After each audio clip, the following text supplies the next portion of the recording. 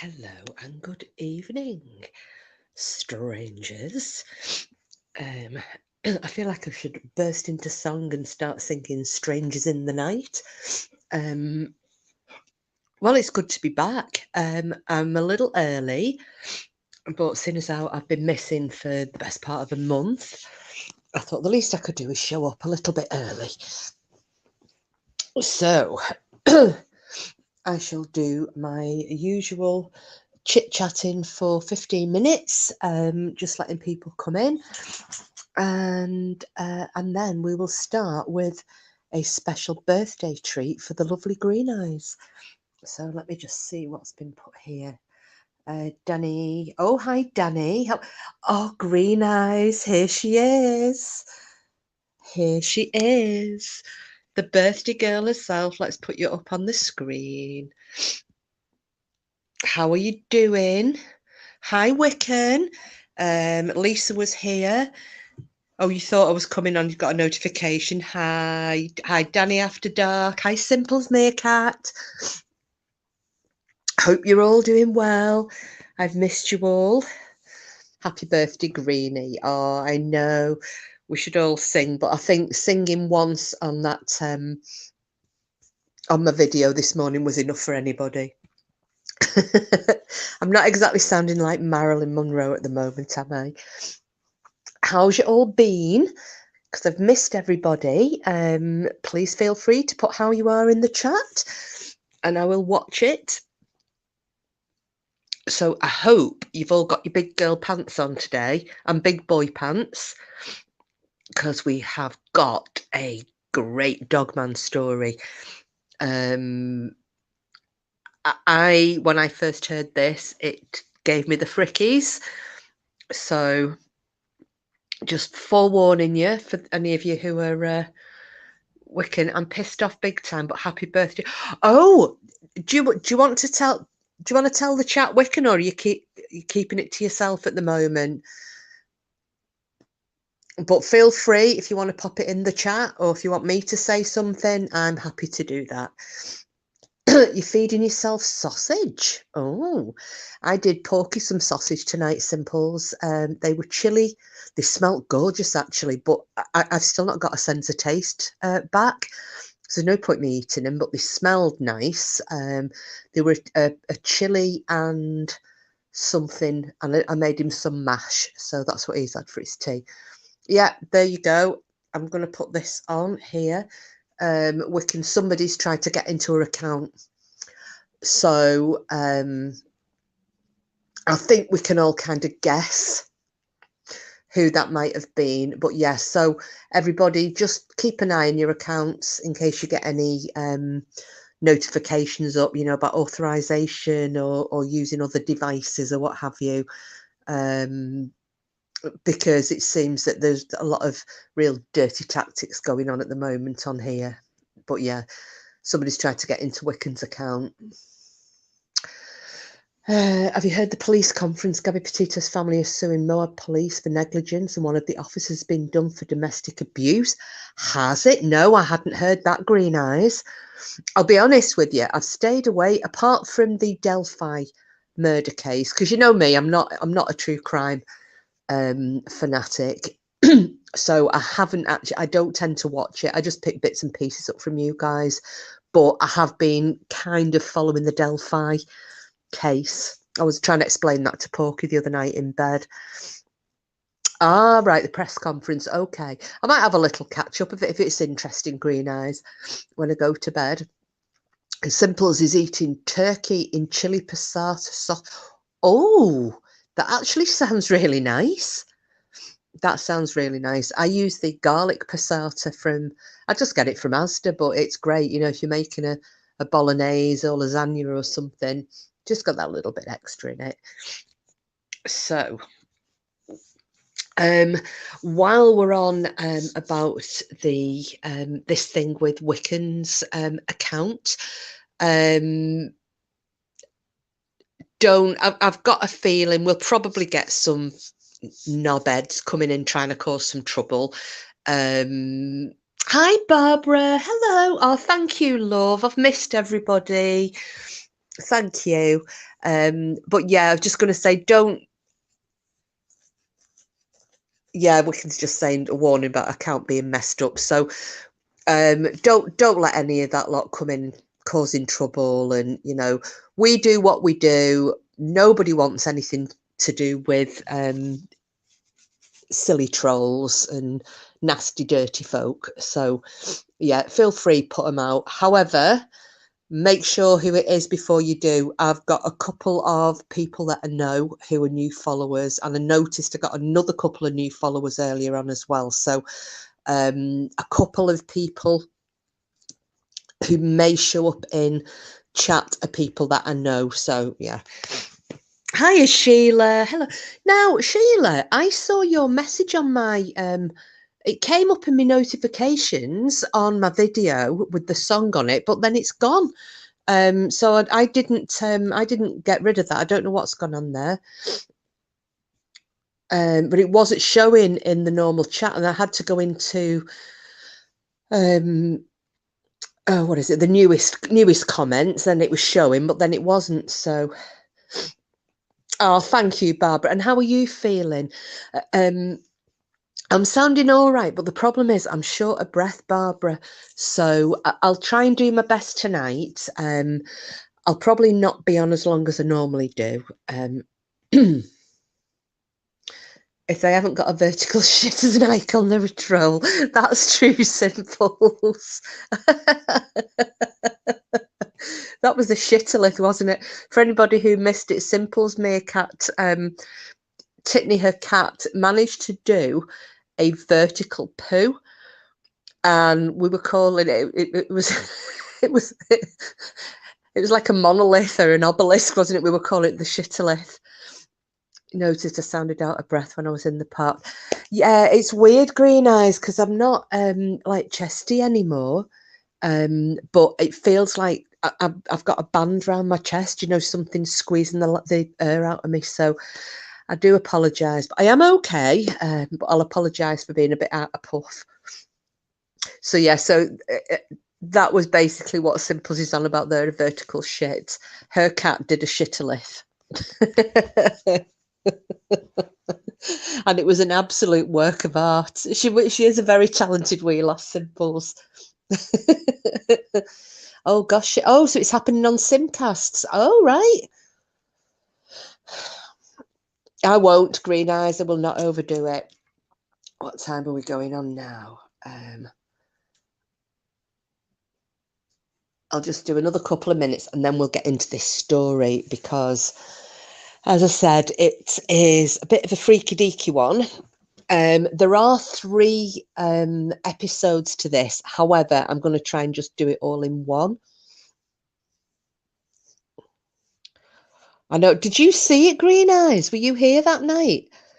She put a photograph up of the turd. It was so funny because she came into the chat going, "Oh my God, my cat. I can't believe what she's just done."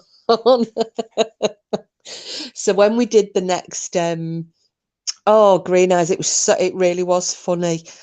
Have you still got that picture, Simples, to show it, Green Eyes? I can stick it up on the screen because after that, oh, it might have been when your mum was staying over, Green Eyes. It was after that we did a oh yes, please, Simples, if you've got it, I'll highlight your comment and put you up on the screen so that Green Eyes can see it. Yeah, it was after that we did an incognito night, and I put like white dog poo up, and I think I put a cat having a poo up as me icon because we were all so in awe of Titney and her monolithic skills.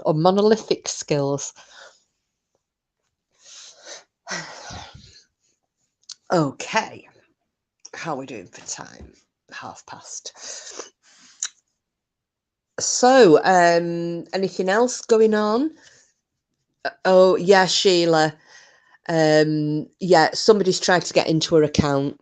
She sent me the screenshot of it earlier on. She was fuming, and I was like, "Yeah, someone's tried to get into it." Same thing happened with me. Not recently. This was a few years ago.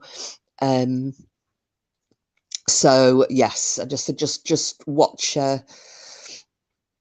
Watch yourselves. Keep an eye open for any notifications. Hi, Darzen, my little Norwegian lover. Obviously, he's not my lover, but you know. We were all very interested in Darzen's appendages the other night. You know, we were saying that we would fight to the death to save him and protect him. So, yeah. That's Barbara saying, I'm still alive and kicking, not breathless anymore.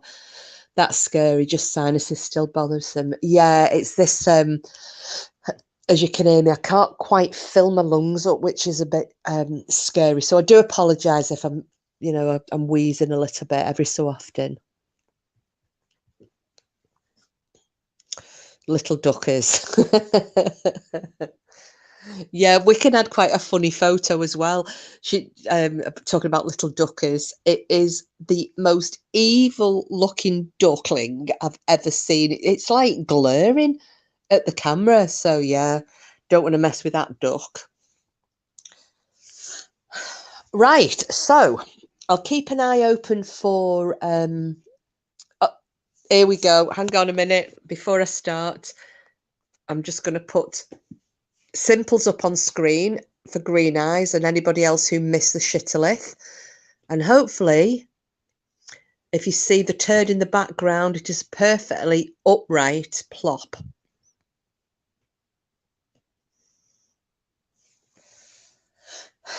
Frida, hey, kiss and chat, Green Eyes. Oh, it's the Stevie Wonder version.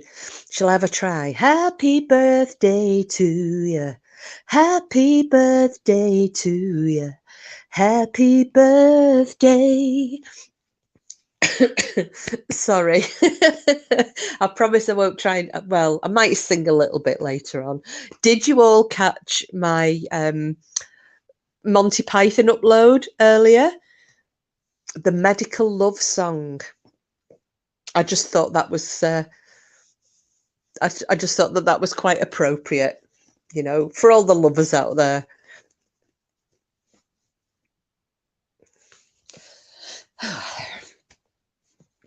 Yeah, the mega shit. A monolith, the mono shit.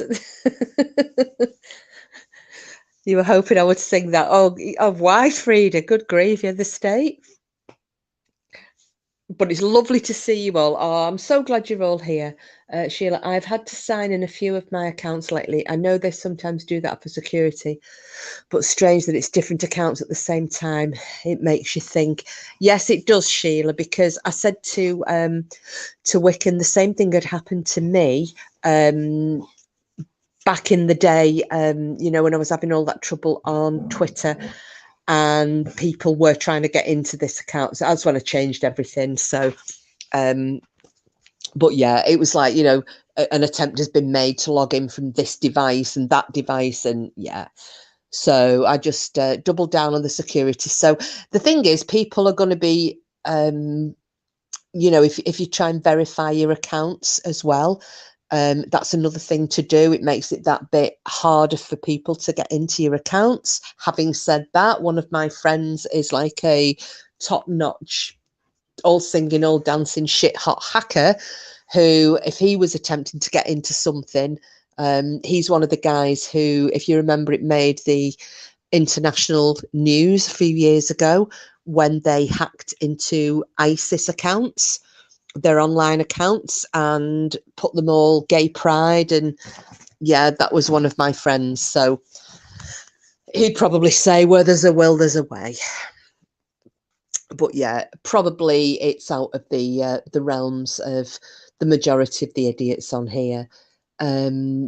Two-step authentication on an all mine has to send me a code to my phone. Yes, Green Eyes, that's what I've done with mine. Well, I did it a while ago, so I would thoroughly recommend everybody do, like Green Eyes has said there, the two-step authentication. Have to sign in on TV every week. Yes, that's another thing as well, Simples. Mine doesn't stay logged in all the time. I have to sign in on it. It goes in with a particular account of mine. Yeah. Right, well, while we're all here... Oh, did I miss Lisa? Oh, Lisa, sorry, lovely. Hello. Oh, and Joe. The lovely Salma is here in the house as well. Hello, hello. I'm sorry I missed you there, Lisa. I was too busy like rattling away.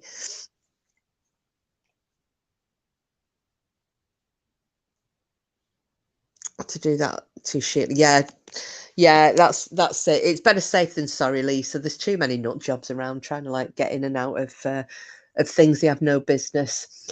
Anyway, so while you're all here, and while it's Green Eyes' birthday, yeah, Salma in the house with your snake. While it's Green Eyes' birthday, when I was chatting to her the other day and I said, right, it's your birthday. What would you like to do? And she just gave me a very broad spectrum. She was like, well, anything ghosty or alieny or dogman-y, or so I've picked Dogman. So that's what we're doing. And it's Green Eyes' birthday. So I'm so sorry, Lisa, love. I didn't mean to miss you. What's those emails about changing your name then? I obviously haven't read them. Oh, I don't know about that. There's one about you picking your oh, what's it called? I did mine earlier. They're rolling it out. Not everybody's getting it at the same time. You pick and it ends up as being your Earl. Your handle, that's it. Is that the one you're on about, Simples? So that'll just make it that bit harder for people to try and clone you and what have you, which is a good thing, isn't it? Yeah, that's right, Dar. You can pick your own username. So, and I think it's what Emerald Kimmy was on about it the other day, saying that there's this with the authentication and then this use of the handle, it's going to make it harder for people to clone. No, you will still be you, Simples. I mean, mine's the same. It's like yours. If you've got Simples Meerkat as your channel, you'd then become for your Earl, it'd be something like @Simples_Meerkat, and that'll be your handle. Unless you change it and you want something different. So I'm just the same as my username. I should have should have used Dar's nickname for me, really, though, shouldn't I?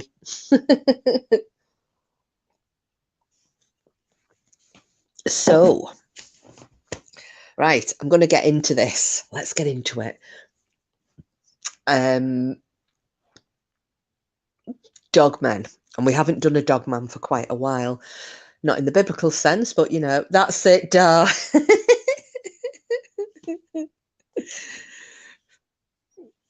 I'm the little troll bitch. But yeah, I should have picked that one. That's me. Although, have you seen? I have got it up as my username. Sorry, as my screen name on here. Let's have a look. See if you can see it. If I remove your little comment temporarily. Gosh, there's a delay. There you go. I think that's far better. I should have picked that actually, shouldn't I? Right. So I'm going to get into this little story now. Now this happened. It was back in 2020.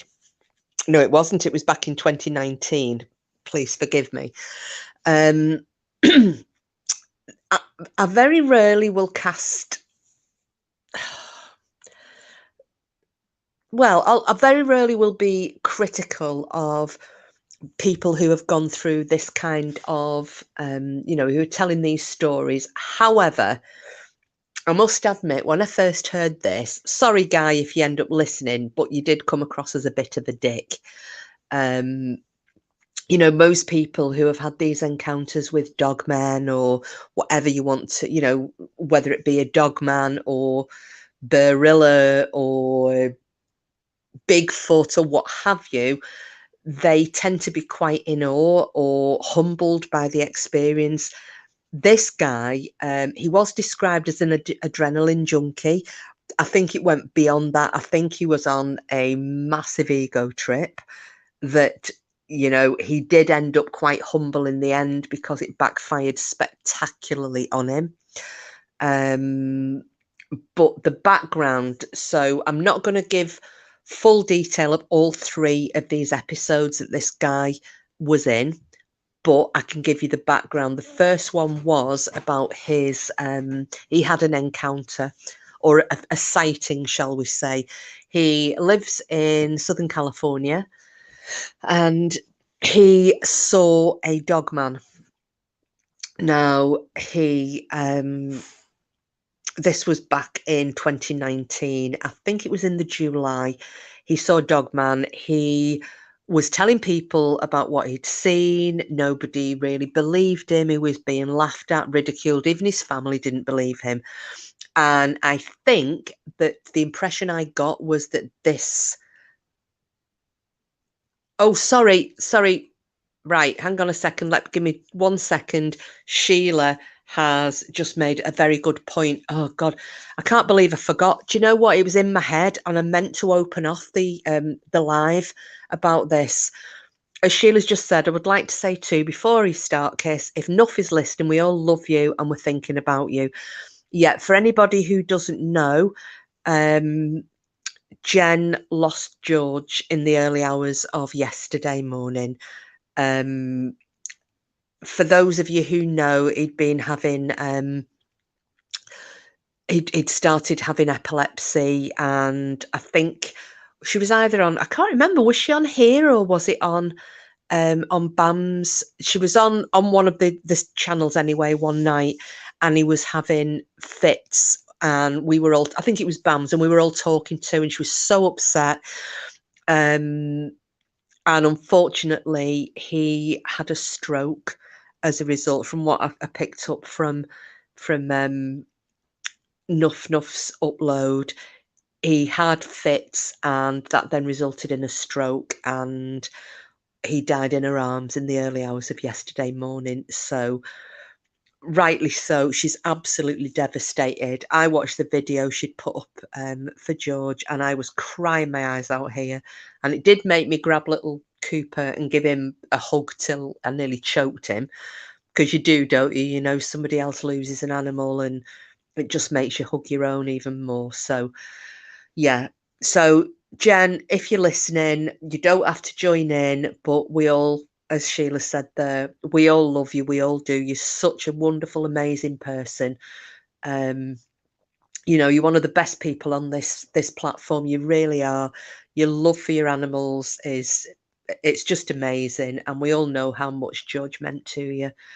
You know, we all came to love him, didn't we, hearing the little stories about him? And I mean, I thought it was hilarious when you took him to the Wood Plumpton cemetery and he peed on the on the Wood Plumpton witch's grave. That was worth everything. You know, that was a priceless moment. So, you know, we're all sending you lots of love, sweetheart. You keep your chin up, come back and say hello to everybody when you feel like it. But yeah, run free, George. Beautiful George. Yeah, thank you, everybody. I know, Frieda, it's so sad. It's so sad. But, you know, it's stressful as well, isn't it, when your pet's really poorly? Right, so I shall get back to the story.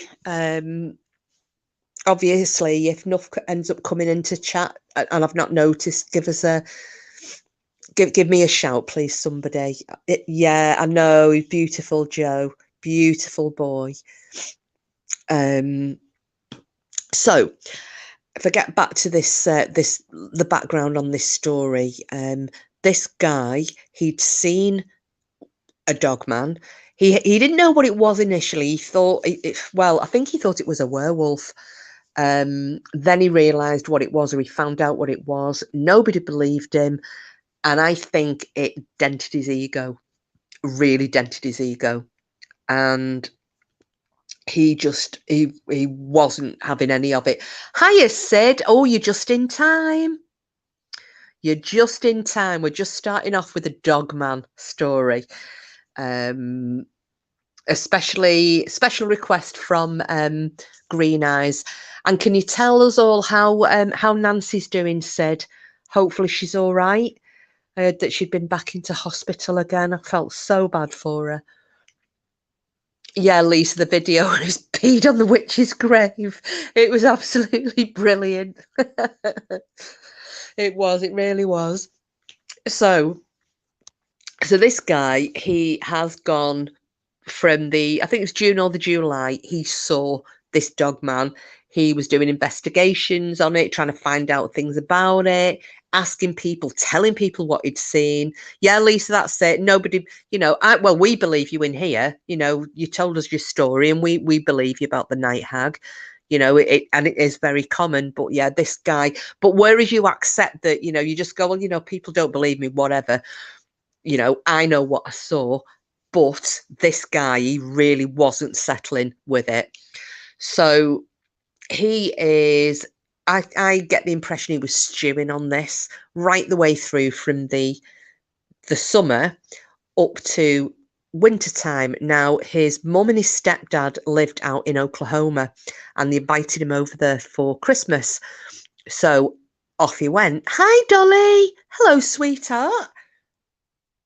Oh, shitbags, why are you not blue? Oh, I'm getting really lax at this. Right. I'm going to make you blue before I carry on. Because, as you know, everybody in my chart has a blue wrench.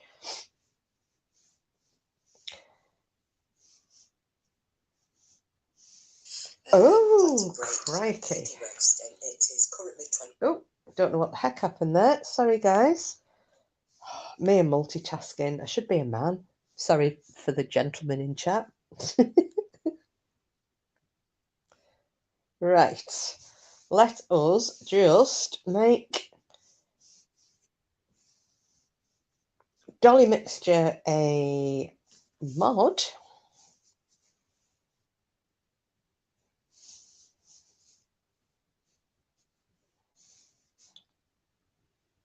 Okay, you should now be part of the blue crew, Dolly. You're one of the gang. Right, so this guy, he then, and we're going to call him, his name, well, it's not his real name, but his name for all intents and purposes is Brad. So Brad's mum says, do you want to come over here to us for Christmas? And he goes, yeah, what the hell? Yeah. So he flies over, he drives over to Oklahoma, 20 odd hours it takes him to drive from California over to his mum and stepdad's in Oklahoma. Now, while he's there, apparently his mum and stepdad own about 20 rental properties. So they're obviously quite well to do. And they have, a few people working for them, helping with the maintenance and so on and so forth. One of these guys who works for them is a guy called Mike. Now, Mike is an ex-Marine. And Brad had met him, on a couple of occasions. And yeah, welcome. There you go, Dolly. You've been welcome to the Blue Crew. And so Mike, on a couple of occasions, has met Brad, and they chatted, what have you. So while he's over there for Christmas, he is out having a fag I think he's in the garage or on the porch or something. He's outside having a fag anyway. And Mike rocks up to get paid for some work that he's done for the mum and stepdad. So, they start shooting the shit, passing the time of day, blah, blah, blah. Now, Brad, since he'd seen this Dogman in the summer, he had been thinking about ways he could prove to people, because like I said, nobody is believing him. He's been trying to think of ways that he can prove this, and he'd started formulating in his head, how can I prove to the world that I'm not full of shit and I have seen a Dogman? I know I can kill one. If I kill one and present the body to the world, people are going to believe me. So this had been snowballing. This thought had started to snowball, and it's getting more and more extravagant in his head, and he's thinking about what he can do. Excuse me. So while he's having this fag outside and he's chatting to Mike, he decides to just casually throw it out there that, because apparently he believes that Oklahoma is a bit of a hotspot for dogmen. Now, yeah, like you do. So he brings this up. He brings it up to this Mike, and he happens to say, I'm thinking of coming back up here to do some shooting, and do you hunt? He's kind of opening the conversation like that because an ex-marine, and he's like, yeah, do a bit of camping, but a bit of an outdoorsman, like to do a bit of shooting. So he says, well, I don't suppose you'd fancy coming on a hunt with me, if I can get this sorted later in the year. So this mate goes, well, yeah, what you going after, deer? And he went, he thought, no, in for a penny, in for a pound. He went, no, he said, I saw this thing. He starts to explain about a dogman, calls it the dogman. He said, and it's a dogman. And I want to shoot one to prove to everybody that these things exist. Mike goes, you are kidding. You're kidding me.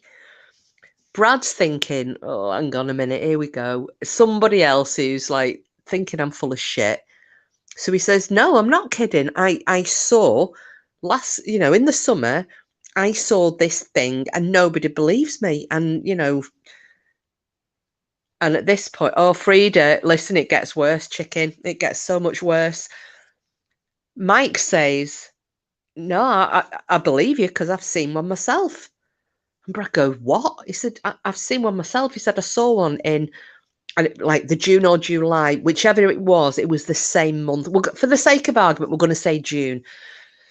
I saw one in June, which was the exact same month that Brad had seen his, albeit the other side of the country. So, just very quickly, Frida, can you see Sid? He's just asking, we don't know if the same thing's happening in here that happens in BAMs where you can't see each other. I'll just put him up so you can actually see his message. So Brad is really shocked. He's like, shitbags, he actually knows. He believes me. He's seen one. He's like, this couldn't get any better. So they carry on chatting about it. They're talking about, what we could do. We can do this. We can do that. We could shoot one. We could take photos of it. We can bring the body back. And both of them are getting quite excited because it appears that Mike has also been faced with quite a lot of disbelief over his sighting. Anyway, it ends up that they exchange telephone numbers. They say they'll keep in touch. And Brad says, when I'm next free that I can get over here, I'll give you a call and we'll sort something out and we'll go for a few days. And he said, and if you don't mind, if we can go where you saw your dogman up here in Oklahoma, because this area is a hotspot. There are so many sightings of them. We're more likely to see one here than we are in California. And Mike says, yeah, no problem. So that's that. They get over with Christmas and New Year. Back he goes to California. Now, although I think he's in his early 50s, he was actually attending college. He was doing I think he was doing a master's. Oh, no, Frida can't see. You said, oh, and are you both on, have you both got the chat? You're not on top chat, are you? Oh dear. Sid, can you see Frida, or is it just that Frida can't see you? Anyway, so this guy, although he is an older chap, he has been going to college doing this master's degree. Now, oh, you're on live chat. Yeah, Sid can see you. I honestly don't know what else there is then, Frida, because I was going to say always on live chat. It's if ever I'm on top chat, sometimes I don't see things or people, but I always see everybody on live. Bummer. There's some reason, isn't there, with you two? Oh, well, if anybody is a technical wizard and knows why Frida can't see Sid, please let us know. I know, yeah, I was saying that it's the same on BAMs, isn't it? Yeah, Lisa, I think it's just Sid and Frida. For some reason, they can't see each other. And neither of you, have you both checked that you're not blocked? You've not blocked each other by accident, maybe? Or one of you's not blocked the other?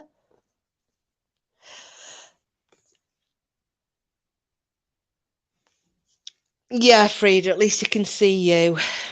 So that's okay. Well, if Sid has any questions, I'll highlight them and put them on the screen. Yeah, that's what I was just thinking then, Dar. If it's, make sure that she's not blocked Sid. Or actually it'd be hang on a minute. Yeah, it would be the other way around, wouldn't it? Like if I blocked you, I could still see you, but you couldn't see me. Oh, Wiccan had this with Clown and Tracy at one point. It was so annoying. Nightmare. Nightmare. Oh yeah, Lisa had blocked. Oh, I remember that. You had blocked Tracy, hadn't you? Yeah. Oh well, hopefully you guys can get it sorted at some point. Bloody YouTube shite. Right, so as I was saying, this guy's at uni, and he's doing a master's degree. And then he's advised that he is going to have some time off in the August from his course. Oh, yes, it's not blocked. Oh, okay, Frida. Bloody hell. So because he realizes that he's going to have this time off in the August, he's thinking, do you know what? This is going to be the best time. If I can get hold of Mike, I'll see if we can get over there to Oklahoma and we'll go and do this Dogman hunt. So he gets in touch with Mike. Mike's all up for it. And there's a guy who works for him in California. Oh, hang on, Frida, Sid, let's have a look. Sid's just said, hang on, what about now? See if you can see each other again. So, there's a guy that works for Brad, and his name is John. And now John is a champion shooter, is a distance shooter. So a bit like in the Olympics where they have people with rifles who I don't know what else to call them, a champion shooter, marksman.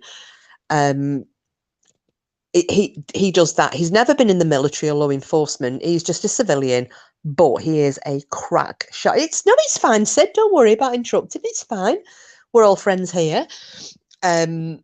So this John, he is a marksman, basically, civilian, but he's won all sorts of competitions, and he works for Brad. And Brad thought I wonder if he'd be up for this as well, because we could really do. Although Mike has been in the Marines, and although I am a fairly decent shot, we could really do with someone who we know if he's pointing that gun at something, he is going to be able to hit it and hit it at a distance, which means we don't have to get up close and personal to the damn thing.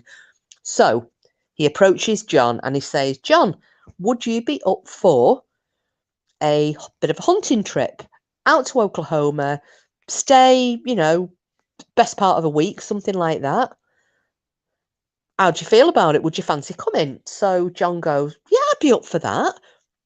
I'd be up for that. What are we going hunting? And at this point, Brad's thinking, fucking hell, what do I say here? Oh, do you know what? I'll just come out with it. And, he's either going to believe me or he's not going to believe me, but whatever. So he explains to him about the Dogman, and John is looking at him like he has completely lost the plot. Doesn't ridicule him, but he's kind of like, okay, right, okay, whatever. He gets the impression that John thinks he's pulling his leg, but he just goes with it. And John says, yeah, I'll still come. I'll come. So they start to make the finalised plans, and this is for the last week in August. So what they decide to do is that they are going to drive over there again. They're going to drive to Brad's mum and stepdad's. Him and John will spend the night there because they're going to have this 20-hour drive. They're going to spend the night over there.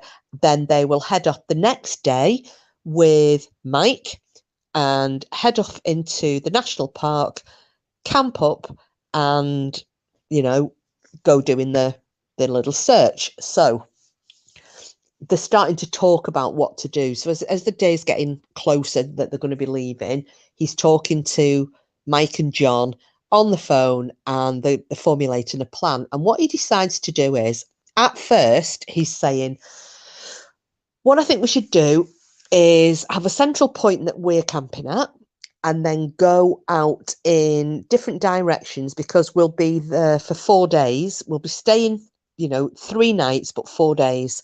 So we could divide up the area into quadrants and walk out. So say, go north on the first day, 10 miles out and 10 miles back, and do the same the next day to the west, the next day to the south, and the final day to the east.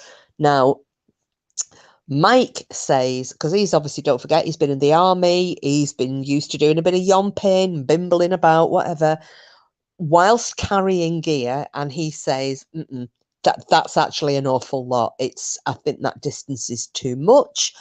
I think you are going to take too much on by going basically trying to walk 20 miles a day. It's a lot, especially when you're fully laden with ammunition, gun, your weapons, your ammunition, your water, everything else that you need to carry is too much. And especially in August in Oklahoma, it's going to be hot as shit.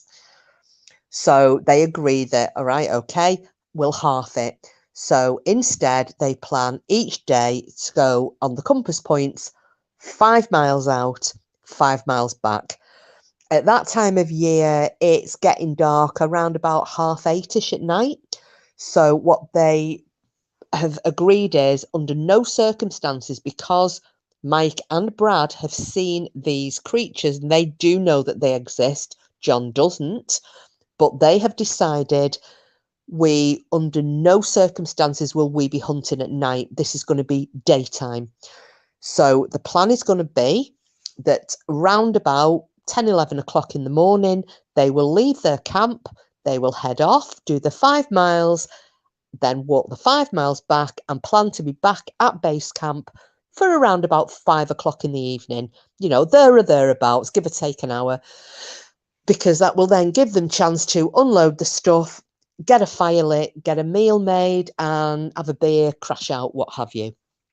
Yeah, everybody agrees on it. So that's what they're going to do. So comes the 26th of August, John and Brad jump in the car and head off on this 20-hour-ish drive to Oklahoma from Southern California, and they go to his mum's.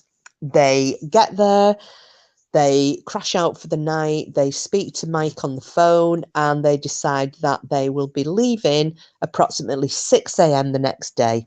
Mike has a van, and it's one of those old-fashioned types of vans that hasn't got windows in the side. A bit like the old Ford Transits, if people in the UK know what I'm on about. I don't know what the equivalent would be in America. But basically, you've got your driver's door, your passenger door, and then just the 2 back doors with no windows in them that open up. And so this is the type of van that Mike's got. And Brad is thinking that this is a really good idea, because they've actually got a lot of weapons with them, a lot. He has got, I think, 4 or 5 handguns plus a rifle. John's actually the mystery machine. Yes, hello. What are you doing here? For those of you who don't know, that is my other half who has just popped into the chat. So they've got a lot of weapons with them, a lot. You've got Mike, the ex-Marine, he's got ARs and, oh, you're not here, okie dokie. He's got automatic rifles, he has got tactical weapons, he's got all sorts, he's a real gung-ho ex-Marine, liking the liking the weapons. John has got a 416 Rigby, which can do a fair bit of damage, but it's that's just a normal, it's a rifle. Brad has got one rifle with him, and like I said, 4 or 5 handguns. He's got Glocks, he's got all sorts, 10mm, but he feels really comfortable shooting the handguns. He said he's not as good a shot, although he can handle a rifle. He isn't as good a shot with a rifle as he is with a handgun, and he's very confident about his ability with a handgun. So he's loaded up with that. So the thinking going in this van, it was, do you know, Frida, at one point he did describe himself as Rambo, but they were thinking to go in this van, although all the guns were legal, and although that there wasn't the issues with carrying those type of weapons in Oklahoma, he thought that it would probably be best to be in a van like that with the number of firearms they're going to have with them, because he said, can you imagine getting pulled over by the police for a spot check, and you've got one guy who's dressed as a hunter, which is John, and the other two wearing full, he's even got like a tactical vest on and what have you. So they were thinking, we look like we're going to go being flaming terrorists or something. Oh, sorry, I'll just stop for a second. So Pork Chop says, does someone have a birthday, by the way? Yes, somebody does have a birthday. Guess who? Although you do know, don't you? I did ask him to come and sing Green Eyes, but he wouldn't. But yeah, it's your wingman. Your wingman is 21 today. Doesn't look a day over 18. Yeah, Frida, thank you. What about a wee tune from you for Green Eyes? Yes, I said that. Look at that. Happy birthday, Green Eyes. Love you. He won't come and sing. I did ask him to. Instead, you've had my pathetic warblings.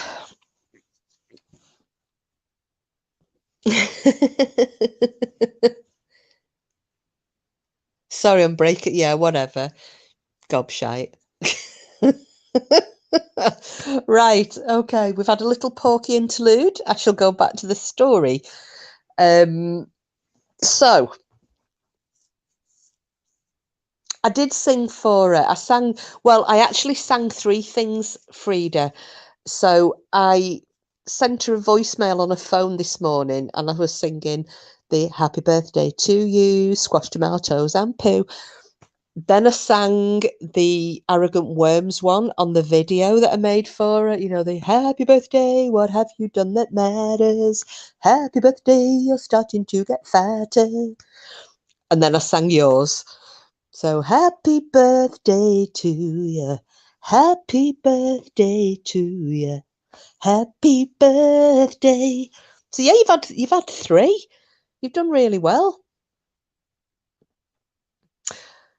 Anywho, I shall get back to the story. So these 3 guys, they set off from Brad's mum and stepdad's house, and they are traveling. So this 6 a.m. They are traveling for 2.5 hours until they get out to this national park. And what they'd asked was, because Mike had seen, his Dogman in this area. He'd only seen it through a rifle scope or binoculars or something. He hadn't been up close and personal with it. So Brad had said, can we go to the area that you saw this Dogman? Do you think you can get there again? And Mike's like, yeah, pretty much. We'll get in the general area. It might not be to the inch, but we will get there. Yeah, not a problem. So as they get to the national park, and Mike's driving off up into the mountain area. So Brad says, where we're going, are there going to be a lot of people around?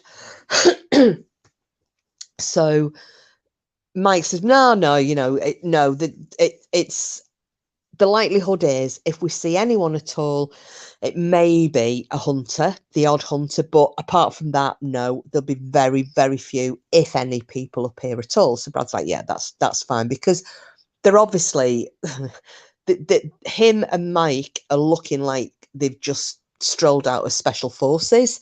You know, the way they're kitted out with they've got body armor, they've got camo outfits on. Actually, Brad had ordered the outfits that they had got.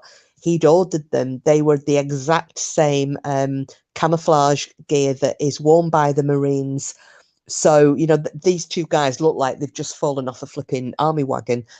So he's thinking, yeah, you know, the best thing is go somewhere we're not going to raise too much suspicion, because the likelihood is, you know, if they were down in quite an area which was quite popular, that did have quite a few people there, the likelihood is someone would see these guys and they'd ring either the forest rangers or the police. So yeah, the fewer people see them, the better. So off he gets up, and they're up in the mountains, and Mike's looking around and he says, I think this is more or less the place. So they park the van up and they decide then they set up camp probably about 100 yards from the van. Now, did you guys lose me then? I just had a bit of a funny thing happened with my screen.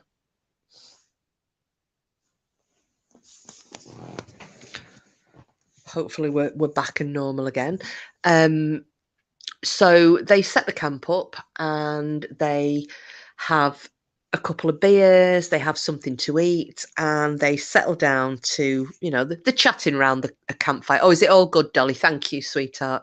Yeah, I just got the little leg timer on my screen and thought, usually when I'm talking about things like this, we have a bit of paranormal activity, as the rest of the guys will tell you. So I'm quite surprised, touch wood, nothing's happened so far.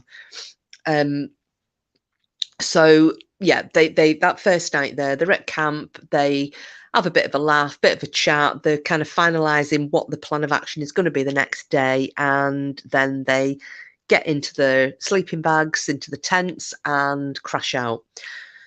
So the next day they get up, they have, you know, do their basic ablutions, have a bite to eat, start loading themselves up and getting ready to head out. Now, something I had forgotten to tell you, I do apologise for this.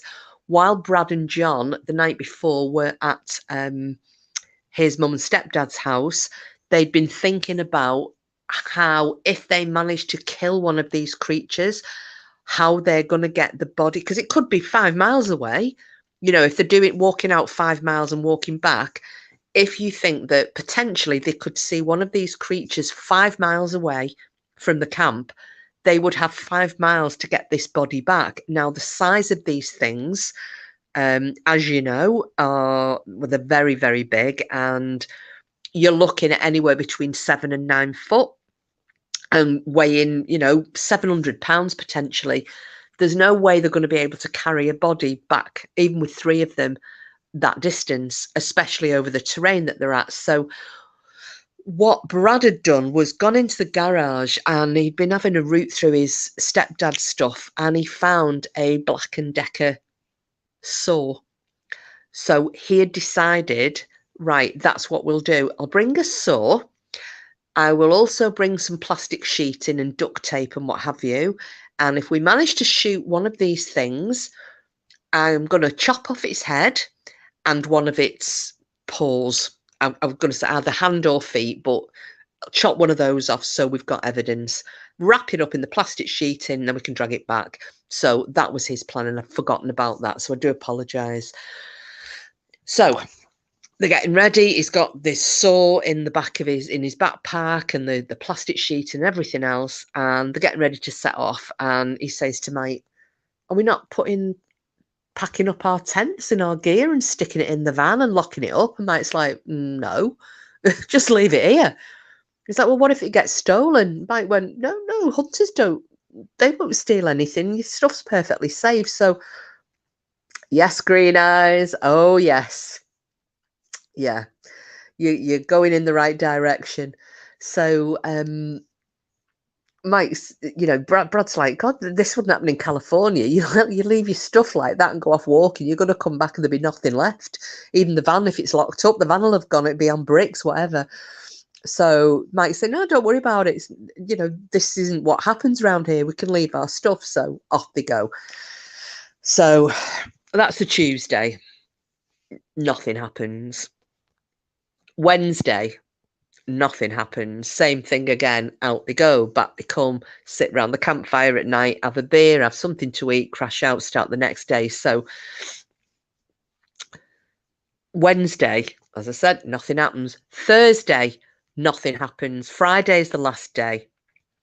So what they've decided to do before they go out on the hike, because this is the last day, they've had the last night there, this is going to be the last day.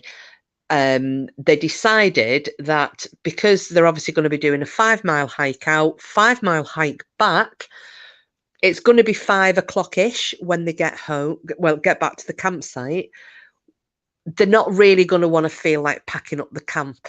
So what they did was they sorted it before leaving for the day. So they packed the tents up, they got rid of the fire pit, the food, everything, all the bits and pieces that they had, packed it all up, got it in the van. So that basically when they finish the hike for the day, all they have to do is, change the footwear, take off the ammunition and the weapons and the rucksacks, throw them in the van, and off they can go on the 2.5 hour drive back to where Brad's mum and dad live. So off they set.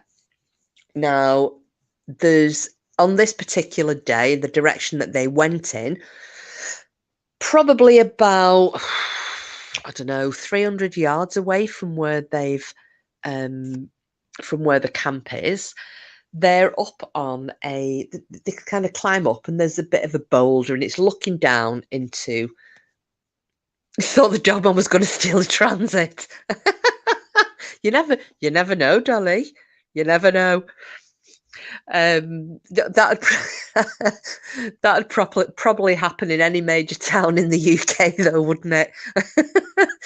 Dogman nicks the keys off the pop. So they kind of head off in the direction they're in today, and they go up, and they end up on, there's a little bit of an outcropping with a boulder looking down into a valley. And they're up there, and the position that they're in is they're above the trees, so they can look down and, they can see all around them and look down. There's a bit of a field in a valley. And while they're there, Mike just goes, oh my God, that is one big wolf. So Brad goes, what? It's down. That's big. So Brad picks up his, sorry.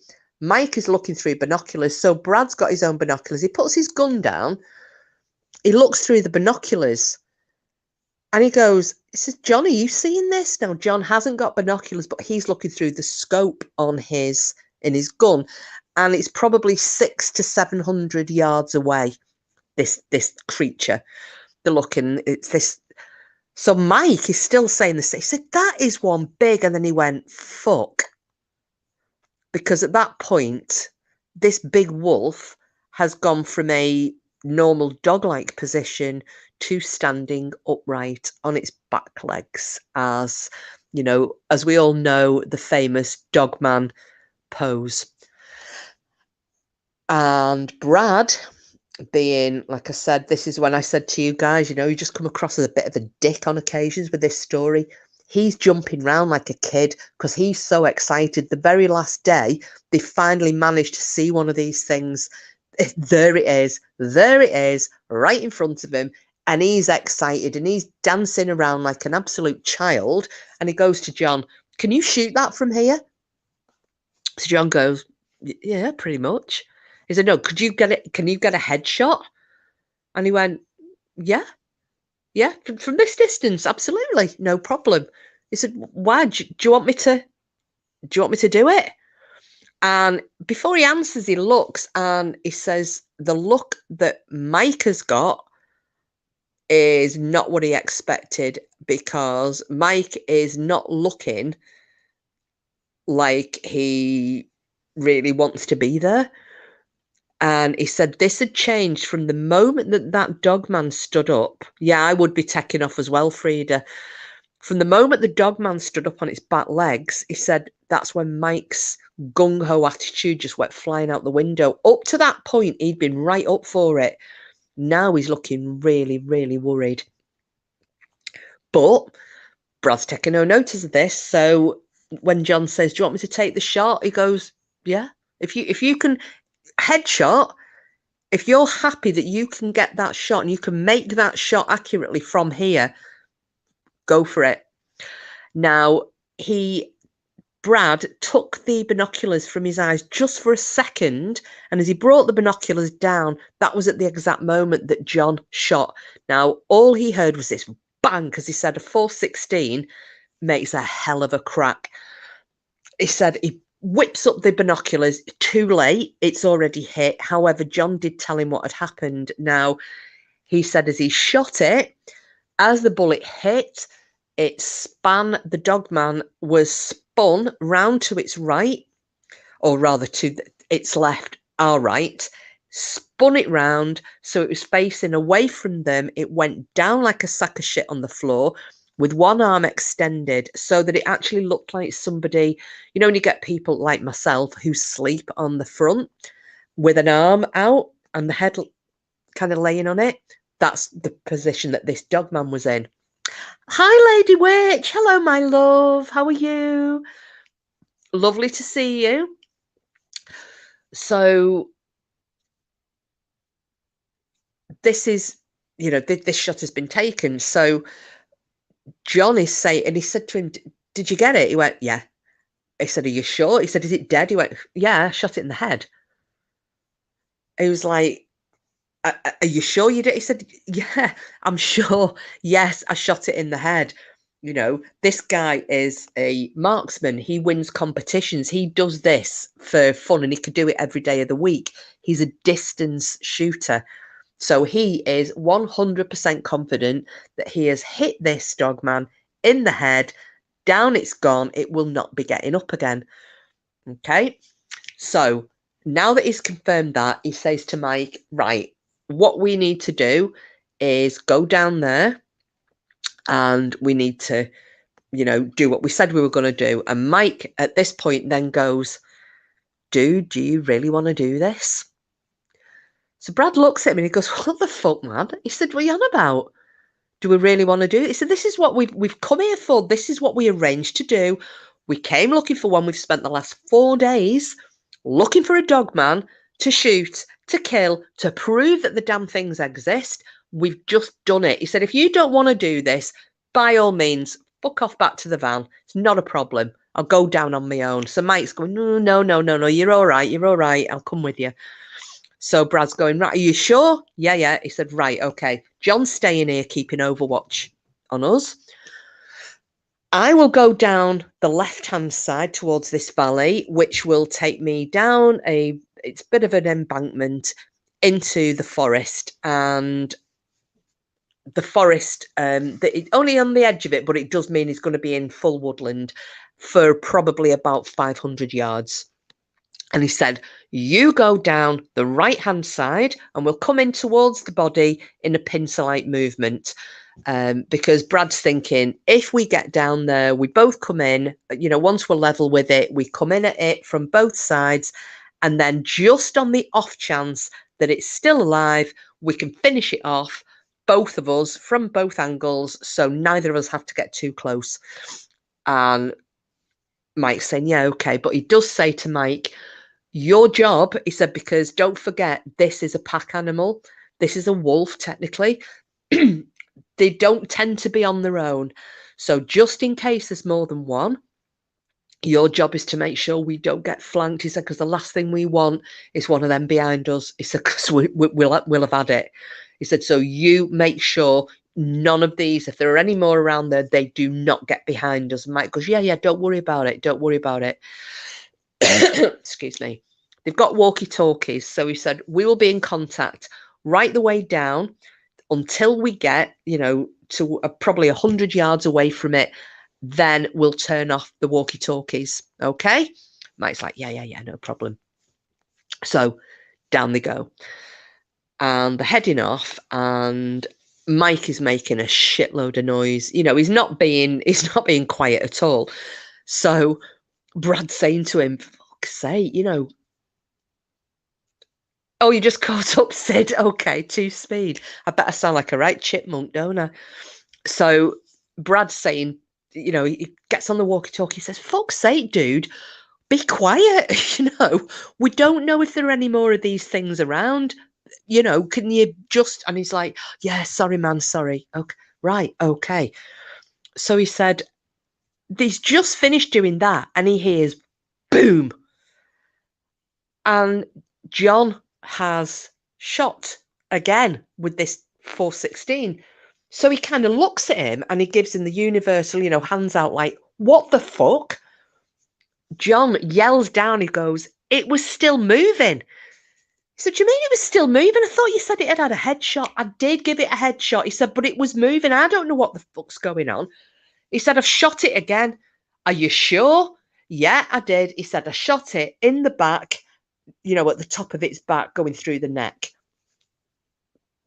Being that loud, you can attract the attention more than a dog. But yes, absolutely, Lady Witch. What an idiot, though, eh? So, yeah, so John's like, no, I've shot it. He said, I've shot it through at the top of its back. It ain't getting up. So Brad said, you said that before. You said you shot it in the head and it weren't getting up. Are you sure? Yeah, I'm absolutely sure. So he's thinking, I've got a feeling that this thing's going to get up. But we'll carry on doing what we said we were going to do. So they're creeping down. Now, Mike is being more quiet this time. He's going one side, Brad's going the other side. And he said just before he gets to, and he's probably, you know, he's just coming to the edge of the woods, and he's probably 200 yards away from this thing. He said he sees it moving and it gets up. And he said it's shaking. It's obviously in massive shock. He said there is an enormous amount of blood loss. He said, but it's up. It's kind of crouched down. It's shaking. It's obviously in pain. This actually made me quite sad when I heard it. I don't know what anybody else is thinking, because I was still thinking of it like a dog or a wolf. But basically, it's shaking. It's in shock. It's holding itself. It's bleeding everywhere. It's in a terribly bad way. But it's up. And he's thinking, what the fuck? How the hell has this had a headshot and a shot in the back of the neck, basically, and it's up again? And then he said, and while he's thinking this, he said, another one appears out of the wood line, goes towards this injured Dogman, and another one, and another one, and another one. There's 4 of them come out. Now, he said these are not as big as this injured one, because when the injured one had stood up prior to being shot, they said it was at least 9 foot tall. These 4 that are coming in are probably round about the 7.5, maybe 8 foot mark. But, you know, I know, Simples, I know. Yeah, Sid, Dolly, I know. You just like, I couldn't fucking make this up, could you? Now, he said that they went over, so he's frozen at this point, and they've gone over to the injured one, and he said they're just behaving like a pack of dogs. He said they're sniffing it, they're nudging it, you know, and this has got back down on the floor again. It's terribly injured. And he said they're just behaving like a pack of dogs or a pack of wolves would do. They're making sure, they're trying to see, you know, they're nudging it with the nose, they're touching it with its paw, they're walking around it, they're sniffing it, they're licking it. And he said he just got the impression that they're, you know, that they're trying to see if it's okay, if they can help it. Yeah, Frida, well, it's a creature of sorts, yet as sad as it didn't attack them. Yeah, yes, yeah. And Lady Witch, they went out specifically to kill one. I have no sympathy for them. No, I know. It's like these idiots who, let's go and kill a Bigfoot just to prove that it's alive, or it was. What the hell? So he thinks, shit, right? There are now 5 of them. Fair enough. One of them is kind of out of the game, but there are 5 of them. So very quietly on the walkie-talkie, he says to Mike, I think we better back off. Turn off the, we'll turn off the walkie-talkies. Let's just get the rock out of here. Back away, slowly and very quietly. So that's what they start to do. And he's keeping his eye on these 4 that are with the injured one, but he's going backwards. Dolly, look. You're sick. Yeah, I like it. So he's backing away because he's thinking, I need to keep my eyes on these things, but I need to back away. And he's got his hand behind him, so he's feeling for the trees, so that he doesn't upend himself. And every so often he's flicking his head round just to check that there's no, debris or something that's going to leg him over. And then he said, the worst thing that could have possibly happened happens. He'd forgotten to turn off his walkie-talkie, and it gave that, that squelch noise that some of them do when they pick a signal up. And he said at that point, there was one of the dogmen, head snapped round and looked straight in his direction. And he said, I froze. He was like, fuck. So he turned off the walkie-talkie. Bit too late now, bit like, shutting the stable door after the horses bolted. But he turns off the walkie-talkie. And he's just like, shit. And he said, this dogman, obviously, it's looking straight in his direction. That's it, lady, which is squelch. Yeah. Dun, dun, dun. So this thing then gets up. I just found this quite creepy. It gets up on its back legs. It puts its head in the air. So a bit like a wolf howling at the moon. And it's sniffing. And it's sniffing. And it's sniffing. And he's like, shit, it's trying to see where I am. Because it's definitely heard the noise from that walkie-talkie. So he's thinking, right, I need to back. And at this point, yeah, the only squelch should be coming from me bottom. Yeah. Absolutely. I mean, I wouldn't have even gone looking, never mind trying to kill one. Fuck's sake. So at this point then, he's like, I need to get away from here. But because this dog man is showing a lot of interest in his direction, he doesn't know if it's managed to identify him yet. He doesn't know if it's managed to scent him out or knows what he is or what have you. It smelled the poo in his pants. Yeah, Doberman pants, Simples. He just decides then, he's thinking, you know what? Fuck it. I'm going for it. I'm going to leg it. And that's what he did. He just decided, but obviously he's weighted down because out of all 3 of them, he has got the most guns and ammunitions of all of them. He's the eldest one in the group. He's also got the Black & Decker saw. He's got the packaging, all his stuff, water, everything. And he can't really sprint. So he said he was kind of doing more of a jog, trying to keep as quiet as he possibly could. But, doing a bit of a jog. Okay. So what he didn't know was that prior to him even thinking about this, the moment those other 4 had turned up, Mike had took off. He'd gone running. But he didn't know this. He was just thinking, they've only seen me. Now, as he's jogging, he's thinking, right, not that far. He hears off behind him and to the right, he hears something coming through the woods, and he's like, oh shit, one of them is coming after me. Absolutely. He decides then at this point he needs to turn the walkie-talkie on. As he turns it on, all he hears is Mike screaming, there's one on me, there's one on me, there's one on me. Followed by loads of cursing. There's all sorts of noises. And then he just hears repeated gunfire. So he knows this is Mike and Mike's in trouble. At the same time, he then hears another big boom, which is the 416 that John's got, followed by a thwack, and he gets peppered with splinters because the bullet that John has fired has hit a tree right at the side of his face. So he is splintered and he's been peppered in his face and his arm by little splinters of wood.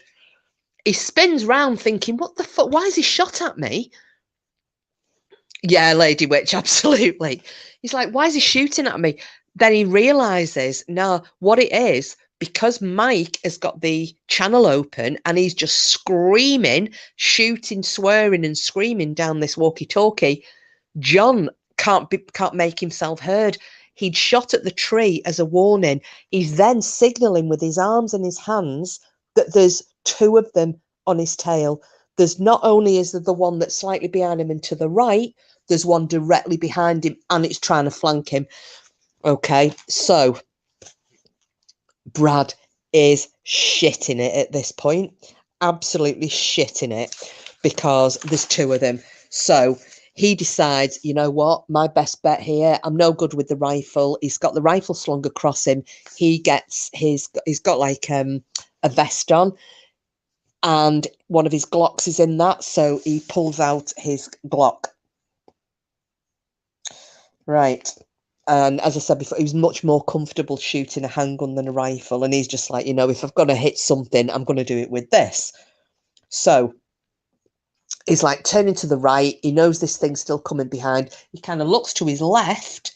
And as he looks to the left, he sees what had been the second Dogman that was behind him, trying to come around him. So it's not running directly at him. It's coming from behind him and coming round to the left. And he said it's probably about 30 foot away from him, 10 foot. At this point now, it's kind of 10 feet in front of him, but 30 feet, distance away from him. And he just thinks, oh, bollocks to this. So he put 6 rounds at it. Now, he said he knows he missed with the first 3. He knows he missed for the first 3. He went for the headshot. And this is where it gets a bit weird, because if we go back to the original Dogman that was shot, and I did mean to say this, and I'm so sorry because I'm getting all excited telling the story. The first Dogman that John shot, and he went for the headshot. Now, as you know, professional marksman, he knew if he aimed at something, he was going to hit it, right? And he was convinced he had taken that headshot and he had made it. What actually had turned out was it hadn't. It had kind of hit the Dogman's collarbone, which is why it had spun round. Now, there is no reason why John would not have managed to make that headshot. Brad was saying again as well that he was only 30 feet away from this Dogman. Yeah, and he was a good shot with the handgun. He said, there's no way that he should have missed. No matter how scared he was, he should not have missed. All those 6 shots have missed, any of them hitting it in the head. 3 of them connected with its kind of chest and back. Now, in the meantime, Mike, who had set off running initially, what had happened was he was peeling through the woods, screaming and swearing. Now, when they heard him shooting, when the first lot of gunshots were being heard, he was more composed because he decided that he was going to have to drop, take the knee, and fire from that position, because he was going to be guaranteed that he could hit that, the one that was after him in the head. He also missed. He put 3 shots into its chest. All 3 of those were aimed at its head and not one of them connected. And I would guess, hypothetically, the Dogman can read you. It was already knew what was going on and moved out of the way. Well, Lady Witch, Brad has got a theory that in some way they can cloak or deflect shots that are aimed at the head, because they were saying there was no way all 3 of them, Mike was down in a proper shooting stance. John was, that Dogman didn't even know they were there. you know, from like 600 or 700 yards away. He was leant on a rock. He had a very steady shot at it. And even him, he said, even running only 30 feet away, there's no way I should have missed those shots, not all 6, because he just unloaded the Glock at this thing. So his theory, I don't know whether it's right, I don't know what anybody thinks, but his theory is that there is some form of either cloaking or deflection ability that these things have. Okay. Now, after Brad has shot this Dogman, it kind of crawls away from him. It makes a bit of a yelping sound and it crawls behind a rock. So he turns back. He's now got another handgun out. So this is at the point where he said, I felt like effing Rambo. I've got two handguns. He said a gun in each hand. He said, and I am, after flipping having it.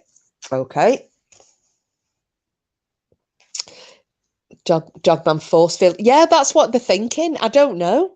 A bit like the cloaking with the Bigfoot Lady Witch, when we've heard people talking about that.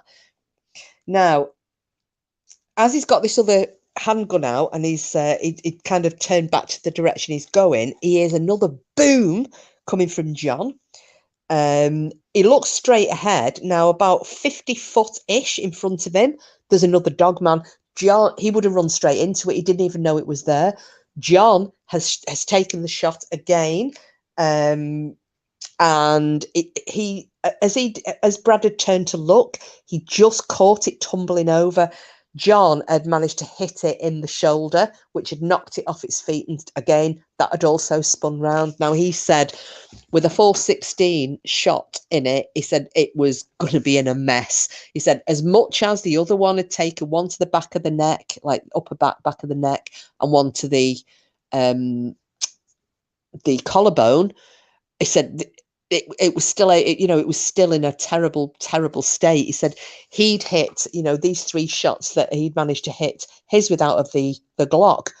He said it was still in a bad way, so they knew that this Dogman wouldn't be getting up anytime soon. Wasn't dead, but so John at this point now has also started to join the sprint for the van, because that's all they're aiming for now. Get back to this van. John is probably 40 or 50 yards behind Brad at this point. Mark is, I keep saying Mike, don't I? Mark, Mike. It doesn't matter. They're all made up names anyway. We'll say Mark. Mark is off to his probably about 100 yards over away to the side of them, but they're all heading in the same direction. Now,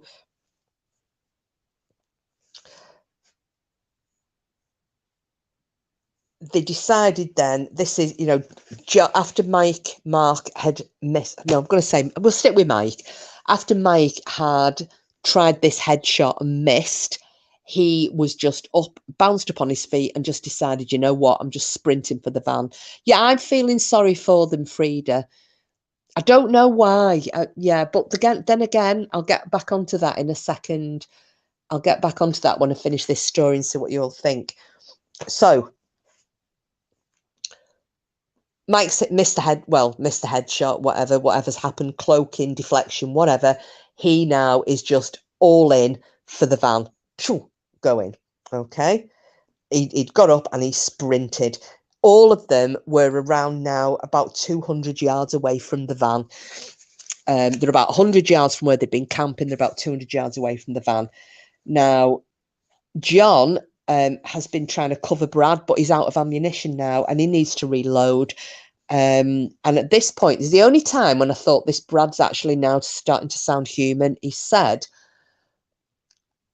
to John, just go, run to the van, go now. And he said it was because he was thinking, I knew what I was getting myself into. And Mike knew what he was getting himself into, but I talked John into coming out on this. And if anything happens to him and it doesn't happen to me, and he said it was a bit like the martyr syndrome, but he just thought, you know what, I just want him to be safe. So John took him up on the offer and he legged it to the van. Now, he then realised the one he'd shot, so the one that he'd put the 3 shots into that had gone behind the boulder, this was coming at him again. He only had 100 yards to go to the van, and he had 9 rounds in his clip, and it unloaded him at this Dogman. He knows at least one hit it because he heard it squelch, and he heard the Dogman make a bit of a dog-like yelp, cry type of thing.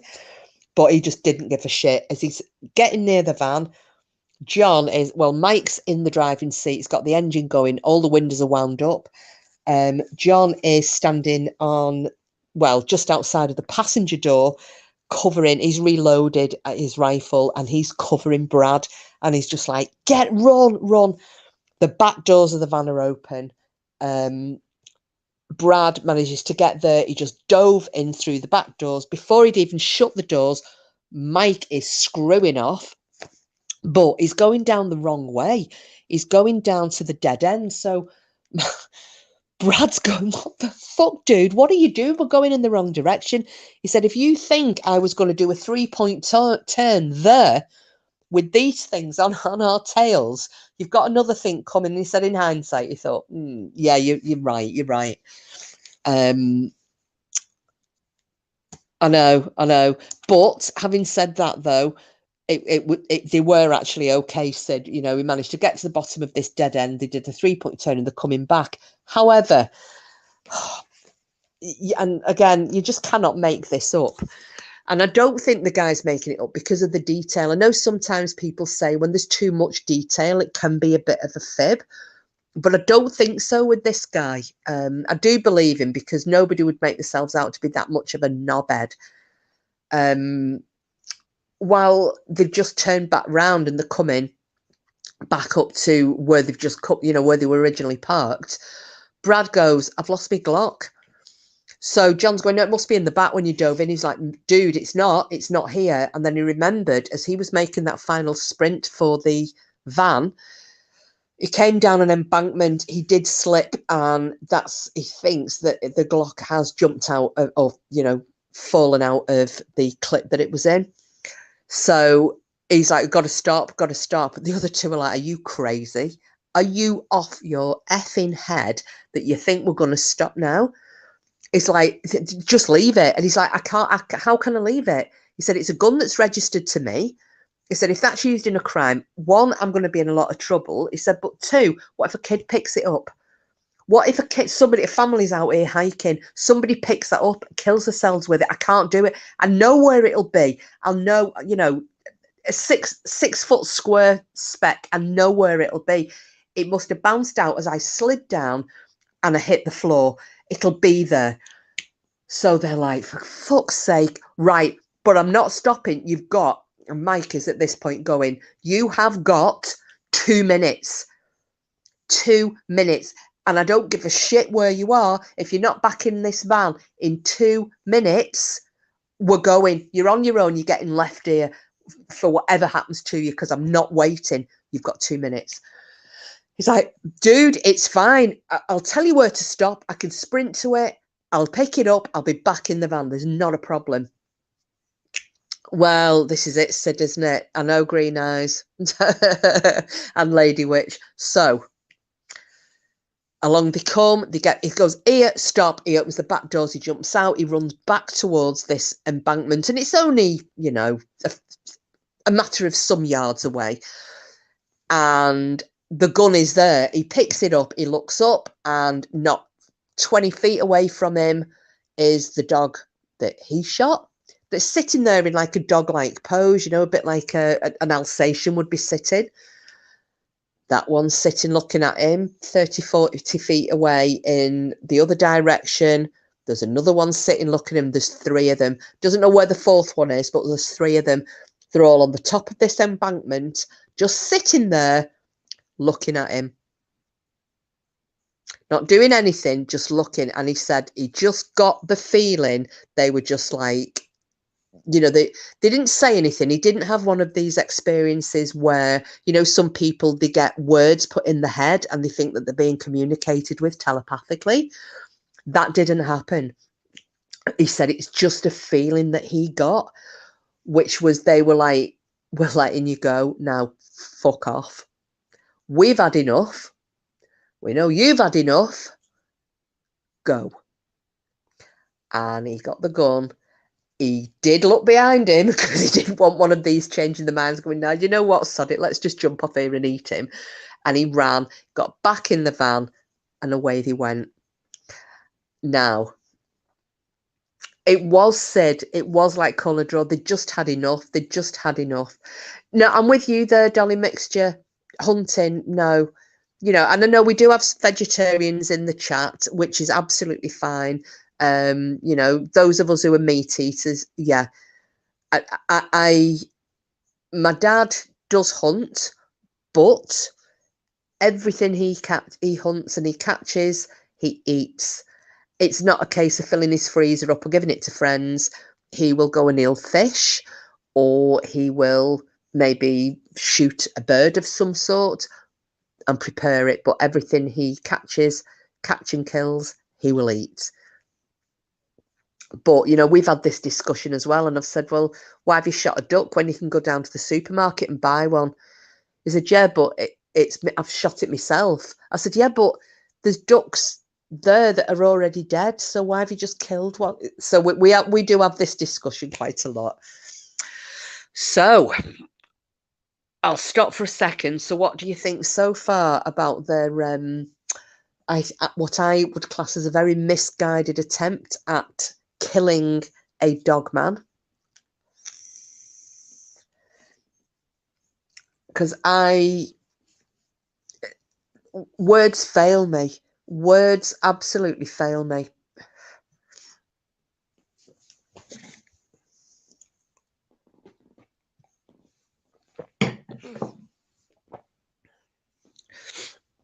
Because there is a further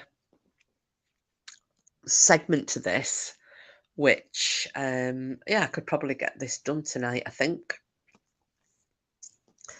If you fancy it, or I can spin it out to another night.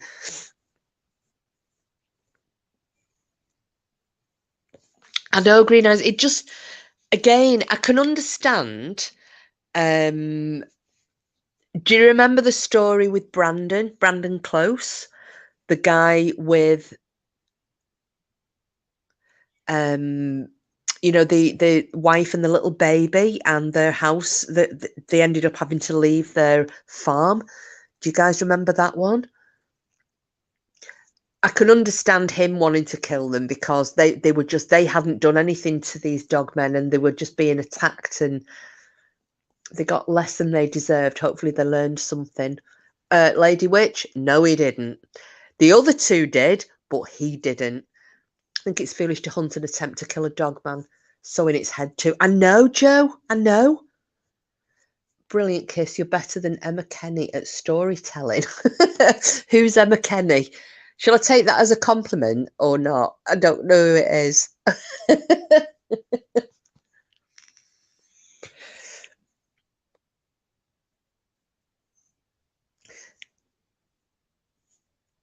Yeah, that's it. Self-defense. Hiya, Leah. Hello, darling. Said, and she's not filching people's content in the process. Oh, is this what this person does? Okie dokie. Well, I kind of am, because I have heard this elsewhere, and as always, I will give credits at the end. I mean, I listened to the guy telling his own story.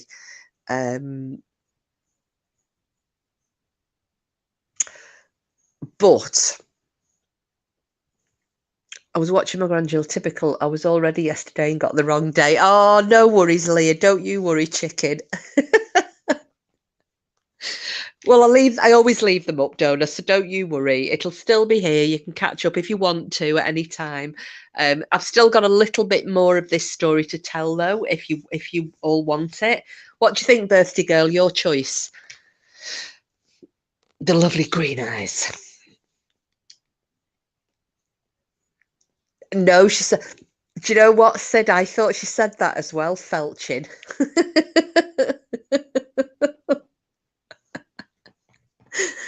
Okay. Now, you'll have to forgive me because this bit I'm not um as polished on, only because because I've got this vertigo, I can't read, so I had to listen to the story several times so that I could memorize it. So I haven't this last part I haven't memorized as well as the previous bit, but I'll try my best. So that was in the August of 2020. Let's fast forward now. So we're coming into last year. Now, sadly, Brad's stepfather died. I think he might have had cancer. But he'd been in ill health. He died. Obviously, they had these 20 plus properties, that the rental properties, and he was going to help his mum. You know, they were selling some of the properties and, you know, clearing them and doing different things and needing to get the paperwork done and sorted and whatever else. I don't know what was going on. But he was going to go over and help his mum. And he was saying that when they used to live in California, I think the mum and dad had lived in California. Anyway, wherever they'd lived before they lived in Oklahoma, there had been a guy whose name I can't remember. I'm going to call him Sam. We'll call him Sam.